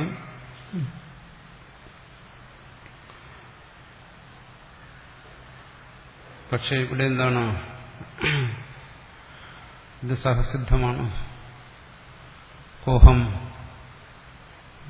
എന്നുള്ള പ്രശ്നത്തിന് സമാധാനം അഹം ആത്മാ എന്നുള്ള അത് സഹസിദ്ധമാണ്. ശ്രദ്ധ താത്പര്യ പ്രണിപാദാദീനാം അഹേതുത്വം വിധിച്ച് സന്നദ്ധം ശ്രദ്ധാവാൻ ലഭതേ ജ്ഞാനം തത്പര സംയതേന്ദ്രിയ തദ്വിധി പ്രണിപാദേന ഇത്യവുമാദീന ശ്രുതി സ്മൃതി വിവിധാനാം ജ്ഞാനഹേതുവിന അഹേതുത്വം പ്രജാപതിരീവ ജന്മാന്തരകൃത ധർമ്മഹേതുത്വേ ജ്ഞാനസ്യ ഇതിച്ച്. നിങ്ങൾ പറയുകയാണ് ഈ ജന്മാന്തരം കൊണ്ട് ഇങ്ങനെ ഒരു ജ്ഞാനം ഉണ്ടായി എന്ന് പറഞ്ഞു കഴിഞ്ഞാൽ ശ്രദ്ധ, താത്പര്യം, പ്രണിപാദം, ഗുരുവിന്റെ സമീപത്ത് പോയി ഇതൊന്നും ഇവിടെ ആവശ്യമില്ലെന്ന് വന്നിരിക്കുകയാണല്ലോ ഒരാളിൽ. അയാൾ ഗുരുവിനെ സ്വീകരിച്ചില്ല, അയാളിൽ അസ്ഥിക്ക് ബുദ്ധിയൊന്നും കാണുന്നില്ല, ഗുരുവിൽ ശ്രദ്ധ കാണുന്നില്ല, ശാസ്ത്രത്തിൽ ശ്രദ്ധ കാണുന്നില്ല. ഇതെല്ലാം വേണമെന്ന് പറഞ്ഞിരിക്കുന്നു. അങ്ങനെ ശ്രദ്ധമാൻ ലഭതേ ജ്ഞാനം തത്പര സംവേദേന്ദ്രിയ സംവേദേന്ദ്രിയത്വം ഇതൊന്നും കാണുന്നില്ല. ഇവിടെ പ്രജാപതി കാണുന്നു, അതാണ്. പിന്നീട് ഭാര്യ വേണമെന്ന് ആഗ്രഹിച്ചു, സന്താനങ്ങളെ സൃഷ്ടിച്ചു, ഇവിടെ സംവേദേന്ദ്രിയത്വം. പിന്നെ തദ്വിധി പ്രണിപാതേന ഗുരുവിനെ സമീപിക്കണം, ഗുരുവിനെ ശുശ്രൂഷിക്കണമെന്നെല്ലാം പറഞ്ഞിരിക്കുന്നു. ഇതൊന്നുമില്ലാത്ത ഒരാൾക്ക് പൂർവ്വജന്മം കൊണ്ട് തത്വജ്ഞാനം ഉണ്ടായെന്ന് പറഞ്ഞാൽ ഇത്യവുമാദീനാം ശ്രുതി സ്മൃതി വിധാനാം ജ്ഞാനഹേതുവന, ജ്ഞാനഹേതുക്കൾ ഇവിടെ പറഞ്ഞിരിക്കുന്നു. അഹേതുത്വം ഇതൊന്നും വെറുതെയാണെന്ന് വരും. ഇതൊന്നും തത്വജ്ഞാനത്തിന് ആവശ്യമില്ലാന്ന് വരും, ഉപാസനകൾ ആവശ്യമില്ലെന്ന് വരും, കർമ്മയോഗം ആവശ്യമില്ലെന്ന് വരും. പ്രജാപതിരൈവ ജന്മാന്തരഹൃത ധർമ്മഹേതുത്വ ജ്ഞാനസ്യ. അതുകൊണ്ടെന്താണ് പ്രജാപതിയെ പോലെ എല്ലാവരും പറയും ഞങ്ങൾക്കെല്ലാം പൂർവ്വജന്മത്തിലെ പുണ്യം കൊണ്ടിപ്പോൾ ഞാൻ ജ്ഞാനിയാണ്, അതുകൊണ്ട് ജ്ഞാനി ആയതുകൊണ്ട് എനിക്കിനി ഭയവും അരതിയും ഒന്നും ഉണ്ടെങ്കിലും കുഴപ്പമൊന്നുമില്ല. ഇതൊക്കെ എല്ലാവർക്കും പറയാൻ പറ്റും. ആർക്കാ പറയാൻ വയ്യാത്ത, ആർക്കാ ജ്ഞാനിയാകാൻ വയ്യാത്ത? അതൊക്കെ വെറും ആത്മവഞ്ചനയായി തീരും എന്നാണ്. ജ്ഞാനിയാണെന്ന് ആർക്കും അഭിനയിക്കാം, കുഴപ്പമൊന്നുമില്ല. അപ്പോൾ ജ്ഞാനിയാണെന്ന് അഭിനയിക്കുമ്പോൾ ഇങ്ങനെയുള്ള കാര്യങ്ങൾ വന്നു കഴിഞ്ഞാൽ അതിനും ശാസ്ത്ര സമാധാനമുണ്ട്. എന്താണ്? അതൊക്കെ പ്രാരബ്ധമാണ്, എന്നെ ഒന്നും ബാധിക്കുന്നില്ല, അതുകൊണ്ട് ഞാൻ പൂർണ്ണ ജ്ഞാനിയാണ്. പിന്നെ സാധനയും കാണുന്നില്ല, ജീവിതത്തിൽ ഒരിക്കലും ഒരു സാധനം ചെയ്തതായിട്ടും കാണുന്നില്ല. പറയുന്നത് അതൊക്കെ പൂർവ്വജന്മത്തിൽ ഞാൻ ചെയ്തിട്ടാ വന്നത്, ഇവിടെ ഇനിയിപ്പോൾ ഒന്നും ചെയ്യാനില്ല. ഏതിനും സമാധാനമുണ്ട്. അഹേതുത്തെ ഞാൻ സ്ഥിതി ചെയ്യുന്ന നിമിത്ത വികല്പ സമുച്ചയ അഗുണവത്വ ഭേദോപത്തെ പറയുന്നു. ഇപ്പോൾ ഇവിടെ ചർച്ച ചെയ്യുന്നത് ആത്മവഞ്ചകരുടെ കാര്യമില്ല, തത്വജ്ഞാനിയുടെ കാര്യമാണ്. അത് മാത്രം എടുത്താൽ മതി. മറ്റങ്ങനെ പല ഗോഷ്ഠി കാണിക്കുന്ന പലരുമുണ്ട്. അതൊക്കെ കുറെ, അതുകൊണ്ട് അവർക്ക് എന്തെങ്കിലും ഭൗതികമായ പ്രയോജനങ്ങളും ഉണ്ടാവും. പക്ഷെ അവരെ കുറിച്ചല്ല ഇവിടെ ചർച്ച ചെയ്യുന്നത്. തത്വജ്ഞാനിയിൽ മാത്രം നിന്നുകൊണ്ട് ചർച്ച ചെയ്യുക. ആത്മവഞ്ചകരുണ്ടെങ്കിൽ അവർ തത്വജ്ഞാനിയുടെ പ്രസംഗത്തിൽ അവരെ വലിച്ചഴിച്ചു കൊണ്ടുവരേണ്ട കാര്യമില്ല. അവർ വേറെ, അത് വേറെ കാര്യമാണ്. അത് ആസുരഭാവങ്ങളാണ്. ഇവിടെ തത്വജ്ഞാനിയാണെങ്കിൽ അവിടെ ഇതൊക്കെ എങ്ങനെ സംഭവിക്കും? അതിനാണെങ്കിൽ സമാധാനം പറയാവുന്നതാണ്. എന്താണ്? നിമിത്ത വികല്പ സമുച്ചയ അഗുണവത്വ ഭേദവത്വം. എന്താണ് അത് വിശേഷിക്കുന്നത്? ഈ നൈമിത്തികാനാം കാര്യാണാം നിമിത്ത ഭേദോ അനേകത. നിമിത്ത വികല്പം ലോകത്തിനും കാണാറുണ്ട്. അനേകഥ വികല്പ്യന്തേ. സാധാരണ ഒരു കാര്യത്തിന് ഇന്നതാണ് കാരണമെന്ന് നമ്മൾ നിശ്ചയിച്ചുറപ്പിച്ച് വച്ചിട്ടുണ്ടെങ്കിലും പക്ഷേ ആ കാരണമില്ലാതെ ആ കാര്യം സംഭവിക്കുന്നത് കാണാറുണ്ട്. ഇത് തത്വജ്ഞാനിക്ക് വേണ്ടി മാത്രം പറയുകയാണ്, വഞ്ചകന്മാരെ ഉദ്ദേശിച്ച് പറയുന്നതല്ല. എന്താണ്? തഥാ അതുപോലെ തന്നെ നിമിത്ത സമുച്ചയം തേഷാഞ്ച വികല്പിതാനാം സമുച്ചിതാനാം ച പുനർഗുണവത് അഗുണവത്വ കൃത ഭേദോ ഭൂതി. എല്ലാത്തിനും ഉദാഹരണം പറയുന്നു. നിമിത്ത വികല്പം കാരണം പലതാകുക, നിമിത്ത സമുച്ചയം, ഗുണവത്വം, അഗുണവത്വം, ഇതിനോരോന്നിനും ഉദാഹരണം പറയുന്നു. എന്താണ്? തദ്യഥാരൂപജ്ഞാന ഏവാതാവുന്ന നിമിത്തികാരി തമസി വിനാ ആലോകേന ചക്ഷുരൂപസന്നികർഷോ നക്തഞ്ചരാണാം രൂപജ്ഞാനി നിമിത്തം ഭവതി. നമ്മൾക്കിപ്പോൾ സാധാരണ കാണണമെന്നുണ്ടെങ്കിൽ അവിടെ കണ്ണ് വേണം, കണ്ണിന് തിമിരാതി ദോഷങ്ങൾ പാടില്ല, മുമ്പിൽ വസ്തു ഇരിക്കണം, ചക്ഷുരേന്ദ്രിയും വസ്തുവുമായിട്ടുള്ള ബന്ധം വരണം. വന്നാൽ ആ വസ്തുവിനെ മുമ്പിലിരിക്കുന്ന പുസ്തകത്തെ കാണാൻ പറ്റും. ഇവിടെ എന്താണ് നിമിത്തം? പ്രകാശം, ചക്ഷുരേന്ദ്രിയം, മുമ്പിലിരിക്കുന്ന വസ്തു, ഇതിന്റെ ബന്ധം, ഇതെല്ലാം വേണം. ഇവിടെ നിമിത്തം ഇതൊക്കെയാണ്, അതുകൊണ്ടാണ് കാണുന്നത്. പക്ഷെ ഇവിടെ നിമിത്ത വികല്പമല്ല. പക്ഷെ ചിലടത്ത് നിമിത്ത വികല്പത്തിന് സംഭവിക്കുന്നു. ഉദാഹരണം പറഞ്ഞാൽ പൂച്ച, അതിന് രാത്രി ഇരുട്ട്, നല്ല ഇരുട്ടിലടത്തും കാണാം. അവിടെ അതിന്റെ ആ ഇരുട്ടിൽ തന്നെ ഒരുപക്ഷെ അവിടെ സൂക്ഷ്മമായ പ്രകാശം കൊണ്ടേക്കും അതിനെ ഗ്രഹിക്കാൻ കഴിഞ്ഞിരിക്കും, അത് മറ്റൊരു കാര്യം. പക്ഷെ നമ്മെ സംബന്ധിച്ച് അത് ഇരുട്ടാണ്. ആ ഇരുട്ടിൽ ആ പൂച്ചയ്ക്ക് എന്ത് ചെയ്യുന്നു? ചക്ഷുരേന്ദ്രിയ സന്നികർഷം ഉണ്ടാകുന്നു, അതവിടെ ഇരിക്കുന്ന വസ്തുവിനെ കാണുന്നു. അപ്പോൾ അവിടെ എന്ത് ചെയ്തു? നിമിത്തത്തിൽ വികല്പം വന്നു. വെളിച്ചം കൂടിയേ തീരുമെന്ന് നമ്മൾ പറയുമ്പം വെളിച്ചമില്ലാതെ കാണുന്നു. എന്നോട് പറഞ്ഞു നക്തഞ്ചരാണ്, രാത്രിയിൽ സഞ്ചരിക്കുന്ന നത്ത് പോലെയുള്ള ജീവികൾക്ക് രൂപജ്ഞാന നിമിത്തം, രൂപജ്ഞാനത്തിൽ നമ്മുടെ നിമിത്തമൊന്നും വേണ്ട. അപ്പം നമ്മൾ പറയുന്നത് ഇന്ന കാര്യത്തിന് ഇന്ന കാരണം തന്നെ വേണമെന്ന് പറഞ്ഞാൽ ചില സ്ഥലങ്ങളിൽ അതിന് മാറ്റം വരും. രൂപജ്ഞാനത്തിന് പ്രകാശം കൂടിയേ തീരുമെന്നാണ് നമ്മുടെ അഭിപ്രായമെങ്കിലും ചില ജീവികൾക്ക് പ്രകാശം കൂടാതെ തന്നെ വസ്തുജ്ഞാനം ഉണ്ടാകുന്നുണ്ട്, രൂപജ്ഞാനം ഉണ്ടാകുന്നു. ഇതെന്താണ്? നിമിത്ത വികല്പത്തിന്. അങ്ങനെയാകാം, മറിച്ചുമാകാം. അതുപോലെയാണ് ഇവിടെ പറയുന്ന ചില മഹാത്മാക്കളിൽ സാമാന്യമായ നിയമത്തിന് അപവാദം. അവരിൽ ഇവിടെ ഇപ്പോൾ വേണ്ട നിമിത്തങ്ങളൊന്നും വേണമെന്നില്ല. മനൈവ കേവലം രൂപജ്ഞാന നിമിത്തം യോഗിന. ഇനി യോഗിയുടെ കാര്യം പറയാം. അവർക്കെന്താണ്? ഇതൊന്നും വേണ്ട. പൂച്ചയ്ക്കാണെങ്കിൽ കണ്ണ് വേണം അവിടെ കാണണമെങ്കിൽ. അവിടുത്തെ സൂക്ഷ്മമായ പ്രകാശം അതിന്റെ ചക്ഷു ഗ്രഹിക്കുന്നുണ്ടാവും. ചക്ഷുരിന്ദ്രിയ സന്നികർഷം, ഇന്ദ്രിയ വസ്തുവും ഇന്ദ്രിയുമായിട്ടുള്ള വസ്തുവും കണ്ണുമായിട്ടുള്ള സന്നികർഷം ബന്ധം വേണം. പക്ഷെ യോഗികൾക്ക് അങ്ങനെയല്ല. യോഗികൾക്ക് കേവലം രൂപജ്ഞാനം, അവർക്ക് കണ്ണടച്ചിരുന്നു കഴിഞ്ഞാലും ചിലപ്പോൾ അത് കാണാൻ കഴിഞ്ഞെന്നിരിക്കും. കാരണം യോഗശാസ്ത്രത്തിൽ യോഗസിദ്ധികളെ കുറിച്ച് പറയുമ്പോൾ അത് പറയുന്നുണ്ട്. ദൂരെ ഇരിക്കുന്ന വസ്തുവിനെ, ബഹിതം മറഞ്ഞിരിക്കുന്ന വസ്തുവിനെ എല്ലാം അവർക്ക് കണ്ണുകൊണ്ട് തന്നെ കാണാൻ പറ്റും, രൂപത്തോടുകൂടി കാണാൻ പറ്റും. യോഗിന അസ്മാകന്തോ സന്നികർഷ ആലോകാഭ്യാം സഹ. ഇവിടെ ഭാഷ്യകാരൻ പറയുന്നു, ഭാഷ്യകാരൻ സ്വയം തന്നെ യോഗി എന്നൊന്നും പറയുന്നില്ല. അസ്മാകം നമ്മളെപ്പോലെയുള്ളവർക്ക് പറയുന്നു. ഭാഷ്യകാരൻ യോഗിയാണോ അല്ലേ എന്നുള്ളതല്ല, സ്വയം തന്നെ കുറിച്ച് പറയുമ്പോൾ തനിക്ക് അങ്ങനെ എന്തെങ്കിലും ദിവ്യത്വങ്ങളോ അത്ഭുതങ്ങളോ ഉണ്ടെന്നൊരിടത്തും പറയാറില്ല. ആത്മജ്ഞാനം പോലും ഉണ്ടെന്ന് പറയാറില്ല. അതുകൊണ്ടാണ് യോഗികളെ ദൃഷ്ടാന്തമായിട്ടെടുത്തിട്ട് പറയുന്നത് നമ്മളെപ്പോലെയുള്ള ആൾക്കാർ. അവർക്കെന്താണ്? സന്നികർഷാലോകിയ അഭ്യാസ, കണ്ണും വെളിച്ചമുണ്ടായാലേ നിറം കാണാൻ പറ്റും. ഇനി സമുച്ചയം തഥാ ആദിത്യ ചന്ദ്രാദ്യാലോക ഭേദി സമുശ്ചിത നിമിത്തഭേദ ഭവന്തി. ഒരേ ഒരു വസ്തുവിനെ തന്നെ ആദിത്യന്റെ സൂര്യന്റെ വെളിച്ചത്തിൽ കാണുന്നു, ഒരിടത്ത് ചന്ദ്രന്റെ വെളിച്ചത്തിൽ കാണുന്നു, ചിലയിടത്ത് മെഴുകുതിരിയുടെ വെളിച്ചത്തിൽ കാണുന്നു, ചിലയിടത്ത് മിന്നാമിനിങ്ങിന്റെ വെളിച്ചത്തിൽ കാണുന്നു. പലതരത്തിലുള്ള വെളിച്ചത്തിൽ കാണുമ്പോൾ അവിടെ അനുഭവം വ്യത്യസ്തമായി വരുന്നതാണ് സമുച്ചിതത്തിൽ. നിമിത്ത സമുച്ചയമായി വരുന്നു. വരുന്നിടത്ത് എന്താണ് കാര്യം? വേറെയായിട്ട് വരുന്നു. അപ്പം വികല്പിതവും സമുച്ചിതവുമായ നിമിത്തം. പിന്നെ ഗുണവത് അഗുണവത്വ പ്രയുക്തം ഭേദം. എന്താ? തഥാ ആലോക വിശേഷ ഗുണവത് അഗുണവത്വന ഭേദാസം. നല്ല തെളിഞ്ഞ പ്രകാശമാണെങ്കിൽ അവിടുത്തെ അനുഭവം ഒന്നായിരിക്കും. ഇനി അവിടെ തന്നെ പ്രകാശത്തിൽ വ്യത്യാസം വന്നു കഴിഞ്ഞാൽ അനുഭവത്തിൽ വ്യത്യാസം വരും. വെളിച്ചങ്ങൾ മാറുന്നതനുസരിച്ച് നമ്മൾ വെളുത്ത വസ്തുവിനെ മഞ്ഞ വെളിച്ചത്തിൽ കാണുമ്പോൾ അത് മഞ്ഞയായിട്ട് അനുഭവപ്പെടും, ചുവന്ന വെളിച്ചത്തിൽ കാണുമ്പോൾ ചുവപ്പായിട്ട് അനുഭവപ്പെടും. അതാണ് ആലോക വിശേഷ ഗുണം. വെളിച്ചത്തിന്റെ വിശേഷ ഗുണങ്ങൾക്കനുസരിച്ച് നമ്മുടെ അനുഭവങ്ങളെല്ലാം വ്യത്യാസപ്പെടുന്നു. അപ്പോൾ പൊതുവെ പറയും എന്താണ്? വെളിച്ചം കൊണ്ടാണ് കാണുന്നത്, ഇത് വെളുത്തിരിക്കുന്നു, ഇതിനെ വെളിച്ചം കൊണ്ട് കാണുന്നത്. പക്ഷെ ചുവന്ന വെളിച്ചം കൊണ്ട് കണ്ടു കഴിഞ്ഞാൽ ഇത് വെളുത്ത് കാണാൻ പറ്റില്ല, ഇത് ചുവന്നിരിക്കും. അതുപോലെ ചിലയിടത്ത് വികല്പം കൊണ്ട്, ചിലയിടത്ത് സമുച്ചയം കൊണ്ട്, ചിലയിടത്ത് ഗുണവത്വം കൊണ്ട്, ചിലയിടത്ത് ആ ഗുണമില്ലാത്തതുകൊണ്ട്. ഇവിടെ ഇപ്പം ഇവിടുത്തെ ഈ വെളിച്ചത്തിൽ കാണും, അതുകൊണ്ട് ഇങ്ങനെ അനുഭവപ്പെടുന്നു. മറ്റൊരു വെളിച്ചത്തിൽ ഈ വെളിച്ചത്തിന്റെ ഗുണമില്ലാതെ കണ്ടു കഴിഞ്ഞാൽ വേറെ തരത്തിൽ അനുഭവപ്പെടും.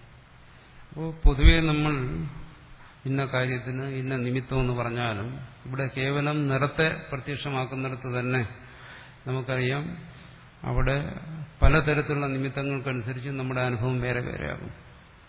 അതുകൊണ്ട് ഇതൊന്നും സാമാന്യ നിയമം പറയാൻ പറ്റത്തില്ല.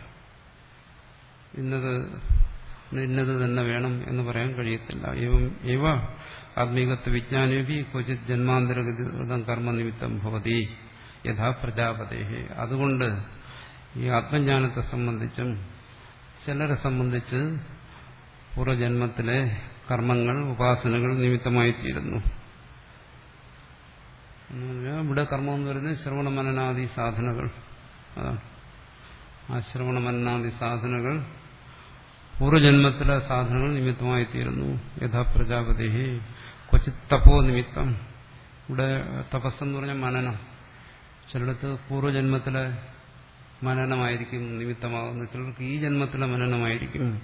തപസ്സ ബ്രഹ്മ ജിജ്ഞാസസ്വ പറയുന്നു, മനനത്തിലൂടെ അതിനെ അറിയണം. ഇത് ശ്രദ്ധേഹേ. തപസ്സെന്ന് പറഞ്ഞാൽ അവിടെ നമ്മൾ ഇതാണ് തപസ്സെന്ന് വെച്ചാൽ കൃച്ഛ ചാന്ദ്രായണാദി തപസ്സൊന്നുമല്ല, മനനമാണ് നമ്മളെ പറഞ്ഞു. ക്വചിത് ആചാര്യവാൻ പുരുഷോവേദ.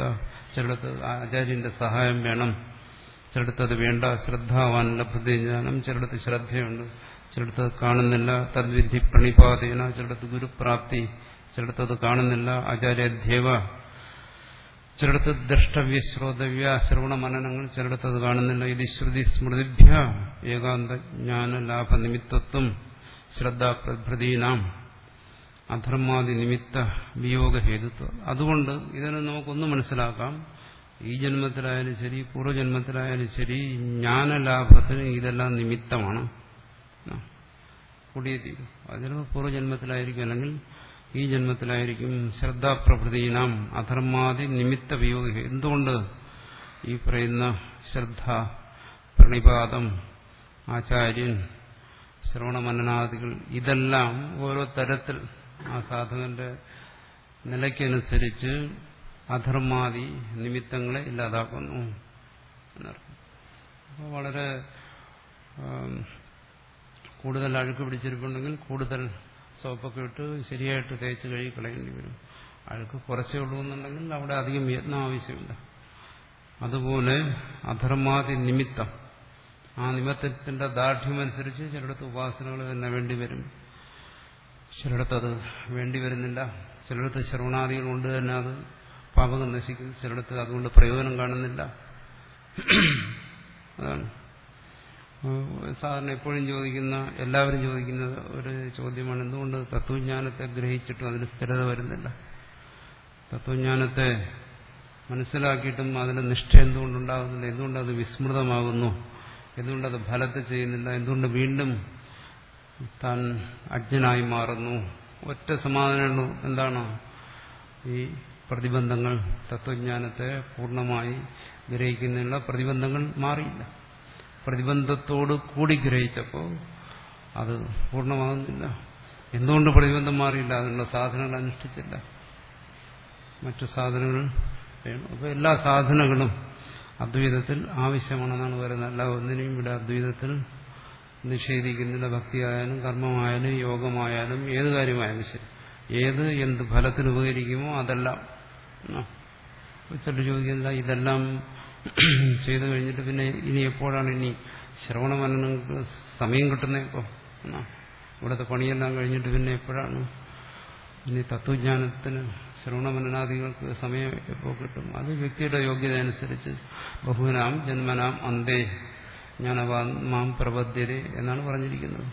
ചിലപ്പോൾ ഒരാൾക്ക് അത്രയും പ്രാരബ്ധം ദൃഢമാണെങ്കിൽ ഈ ജന്മത്തിൽ അത് കഴിഞ്ഞെന്ന് വരില്ല. അതിനിപ്പോ ആരോട് പറയാനാണ്? ആ വ്യക്തിയിലിരിക്കുന്ന ദോഷബാഹുല്യം കൊണ്ട് അത് സംഭവിച്ചില്ലെങ്കിൽ വേറെ നിവൃത്തിയൊന്നുമില്ല. അതിന് പരിഹാരം ചെയ്യുക എന്നുള്ളതേ ഉള്ളൂ. അപ്പോൾ അതിന് ബഹുനാം ജന്മനാം എന്ന് പറഞ്ഞതുപോലെ വരും. അല്ലെങ്കിൽ മറിച്ച് ഇത് വരും, പ്രതിബന്ധക്ഷയെ, പാപാദി പ്രതിബന്ധക്ഷയെ. പാപാദി പ്രതിബന്ധങ്ങൾ ക്ഷയിച്ചു കഴിഞ്ഞാൽ പലതരത്തിലും പ്രതിബന്ധം വരും. പാപം സംബന്ധിച്ചിടത്തോളം ഇപ്പോൾ ശാരീരികമായ അസ്വാസ്ഥ്യം, അത് തന്നെ ഒരു പാപം കൊണ്ടുവരുന്ന പ്രതിബന്ധമാണ്. മറ്റൊരു കാര്യത്തിലും അവന് ശ്രവണാദി സാധനങ്ങളിലോ മറ്റു സാധനങ്ങളിലോ വരുന്നില്ല, അതൊരു പ്രതിബന്ധമാണ്. അത് ക്ഷയിക്കണം. അതിന് ഏതെങ്കിലും തരത്തിൽ ഏതെങ്കിലും പരിഹാരത്തിലൂടെ അത് ക്ഷയിക്കണം. ഇങ്ങനെ പലതരത്തിലും പ്രതിബന്ധങ്ങൾ വരാം. ഒരാളെ സാധന നിഷ്ഠനാകുന്നതിനുള്ള ആ പ്രതിബന്ധങ്ങൾ അതിന്റെ കാരണങ്ങൾ കൊണ്ട് ക്ഷയിച്ച് തത്വജ്ഞാനത്തിന് യോഗ്യതയാകുമ്പോൾ പിന്നീട് എന്തെങ്കിലും അവശേഷിക്കുന്നുണ്ടെങ്കിൽ അതിനെ തത്വജ്ഞാനം നശിപ്പിക്കുന്നതാണ് ജ്ഞാനാഗ്നി സർവകർമാണി ഭസ്മസാത് കുരുതേ എന്ന് പറഞ്ഞിരിക്കുന്നത്. ആത്മാ മനസ്സോർ ഭൂതാർത്ഥജ്ഞാന നിമിത്ത സ്വാഭാവ്യ പറയുന്നു. ആത്മമനസ്സോഹോ എന്ന് പറയുന്നു. ഇവിടെ പറയുന്നു ഈ ആത്മാവും മനസ്സും താതാത്മ്യത്തിയിരിക്കുകയാണ്. ആത്മാവും മനസ്സും കൂടെ താതാത്മ്യത്തിയിരിക്കുകയാണ്, രണ്ടും കൂടി ചേർന്നിരിക്കുകയാണ്. ജ്ഞാനം പ്രകാശിക്കുന്ന മനസ്സിലൂടെ, മനസ്സ് ജ്ഞാനത്തെ പ്രകാശിപ്പിക്കും. അപ്പൊ ഇത് ആത്മാവ്, ഇത് മനസ്സ് നമുക്ക് വേർതിരിക്കാൻ വയ്യ. അധ്യാസം താതാത്മ്യം എന്ന് പറഞ്ഞിരിക്കും. അങ്ങനെ ഇരിക്കുന്ന ആ മനസ്സ് അല്ലെങ്കിൽ ആ ജ്ഞാനം ഭൂതാർത്ഥ ജ്ഞാന നിമിത്ത സ്വഭാവ്യ, അത് വസ്തുസ്വഭാവത്തെ വെളിപ്പെടുത്തുന്നു സർവത്ര. അല്ലെ, ഈ മനസ്സും ഈ ആത്മാവും കലർന്നിട്ടില്ല ഈ പുസ്തകത്തിനെ കുറിച്ച് അറിയുന്നത്. ചൈതന്യമില്ലാത്ത മനസ്സുകൊണ്ടറിയാൻ പറ്റുമോ? പഞ്ചഭൂതാത്മകമായിരിക്കുന്ന മനസ്സ് ചൈതന്യമില്ലാതെ അതിനറിയാൻ കഴിയുമോ? ഒരിക്കലും കഴിയത്തില്ല. കേവലം നിർഗുണമായിരിക്കുന്ന ആ മനസ്സിന് ഈ വിഷയജ്ഞാനത്തെ ഉണ്ടാക്കിത്തരാൻ, ആത്മാവിന് ഈ വിഷയജ്ഞാനത്തെ ഉണ്ടാക്കിത്തരാൻ കഴിയും. ഇത് കൂടിച്ചേർന്നിട്ടാണ്, ഇത് കൂടിച്ചേർന്നിട്ടാണ് ഈ തത്വജ്ഞാനത്തെ ഉണ്ടാകുന്നത്. അപ്പോൾ അത് സ്വാഭാവികമായിട്ടും ഭൂതാർത്ഥജ്ഞാന നിമിത്ത അതിന്റെ സ്വഭാവമാണ്. അതിങ്ങനെ കൂടിക്കലർന്നിരിക്കുന്നത് തന്നെ ഈ തത്വത്തെ വെളിപ്പെടുത്താൻ വേണ്ടിയിട്ടാണ്. പറയും എന്തുകൊണ്ട് ഈ ജന്മമുണ്ടായി, എന്തുകൊണ്ട് ഈ പ്രാരബ്ധമുണ്ടായി, എന്തുകൊണ്ട് ഇന്ദ്രിയങ്ങൾ ബഹിർമുഖങ്ങളായി പ്രവർത്തിക്കുന്നു, എന്തുകൊണ്ട് സംസാരം പ്രതീതമാകുന്നു, ലോകം എന്തുകൊണ്ട് സൃഷ്ടമായി, എല്ലാത്തിനും സമാധാനം പറയും. എന്താണ് ഇത്? സ്വസ്വരൂപ പ്രാപ്തിക്ക് വേണ്ടിയാണ് ഇതെല്ലാം നടന്നുകൊണ്ടിരിക്കുന്നത്. സർവസ്വസ്വരൂപ പ്രാപ്തിക്ക് വേണ്ടിയാണ്. അതുകൊണ്ട് മനസ്സിന്റെ ഈ ആത്മമിശ്രിതമായിരിക്കുന്ന മനസ്സ്, ജ്ഞാനമിശ്രിതമായിരിക്കുന്ന ഈ മനസ്സിന്റെ സ്വഭാവം തന്നെ എന്താണ്? ഈ തത്വത്തെ വെളിപ്പെടുത്തുക എന്നുള്ളതാണ്. ആ തത്വത്തെ വെളിപ്പെടുത്തുന്നതിന് അത് വെളിപ്പെടേണ്ടതായ പാതയിലൂടെ ഗുരു സഞ്ചരിക്കണമെന്നുള്ളതേ ഉള്ളൂ. തസ്മാത് അഹേതുത്വം നഞ്ഞാത് ജ്ഞാനസ്യ ശ്രദ്ധ പ്രണിപാതാദീനാം. അതുകൊണ്ട് അങ്ങനെ ഒരിക്കലും ധരിച്ചു കളയരുത്. ശ്രദ്ധ അറിയുള്ള ശാസ്ത്രത്തിൽ ഗുരുവാക്യത്തിലുള്ള ശ്രദ്ധ, പ്രണിപാദം, ഗുരുപ്രാപ്തി, പിന്നീട് മുമ്പ് പറഞ്ഞ തപസ്, മനനം, കർമ്മ, ശ്രവണം തുടങ്ങിയ കാര്യങ്ങളെല്ലാം ഇതൊന്നും ഒരിടത്തും തത്വജ്ഞാനത്തിന് കാരണമല്ല എന്ന് ധരിച്ചു കളയരുത്. അത് ഈ ജന്മത്തിൽ അല്ലെങ്കിൽ പൂർവ്വജന്മത്തിൽ അത് പല സന്ദർഭത്തിൽ മുമ്പ് ചർച്ച ചെയ്തിട്ടുള്ളതാണ്. ഇവിടെ കുറച്ചുകൂടി അതിനെ വിശദമായി മറ്റൊരു തരത്തിൽ ഭാഷ്യകാരൻ പറയുന്നു. അത് കാരണമാണ്. ഒന്നിനെയും നമുക്ക് നിഷേധിക്കാൻ, തത്വജ്ഞാനത്തിന്റെ മാർഗത്തിൽ ഒന്നിനെയും നിഷേധിക്കാൻ പാടില്ല. ഈ കാര്യം അറിയാതെയാണ് ആൾക്കാർ ഉപാസനകളെ നിഷേധിക്കുന്നത്, ക്ഷേത്രവിശ്വാസത്തെ നിഷേധിക്കുന്നത്, ദേവതകളെ നിഷേധിക്കുന്നത്, കർമ്മത്തെ നിഷേധിക്കുന്നത്. ഇതൊക്കെ അസംബന്ധമാണെന്ന് പറയുന്നു ഭാഷ്യകാരൻ പറഞ്ഞിരിക്കുന്നു. അതുകൊണ്ട് ഇവിടെ പ്രത്യേകം പറയുന്നത് അഹേതുത്വം ന ജാതു ജ്ഞാനസ്യ, ജ്ഞാനത്തിനെ സംബന്ധിച്ച് ഇതൊന്നും ഒരിക്കലും അഹേതുവല്ല, കാരണമല്ലാതാകുന്നില്ല, വളച്ചു തിരിച്ചു പറഞ്ഞിരിക്കുകയാണ്. എന്നുവെച്ചാൽ കാരണമാണ്. എന്ത് എന്ന് പറഞ്ഞാൽ ശ്രദ്ധ, പ്രണിപാതാദി സർവ്വതും. അപ്പോൾ തത്വജ്ഞാനത്തിന് പ്രതിബന്ധമായിരിക്കുന്ന സർവത്തിനെയും മാറ്റുന്നതിന് ഈ പറയുന്നതെല്ലാം ആവശ്യമാണ്. പക്ഷെ തത്വജ്ഞാനത്തിന് ശേഷം ഭയ അരത്യാദികൾ അനുവർത്തിക്കുന്നുണ്ടെങ്കിൽ പറഞ്ഞു അത് പ്രാരബ്ധമാണെന്ന് എടുക്കുക. അതുകൊണ്ടാണ് പ്രജാപതിയിലും അത് കണ്ടത്. പ്രജാപതിയും തത്വജ്ഞാനി തന്നെയാണ് എന്നാണ് ഇവിടെ പറഞ്ഞു വരുന്നത്.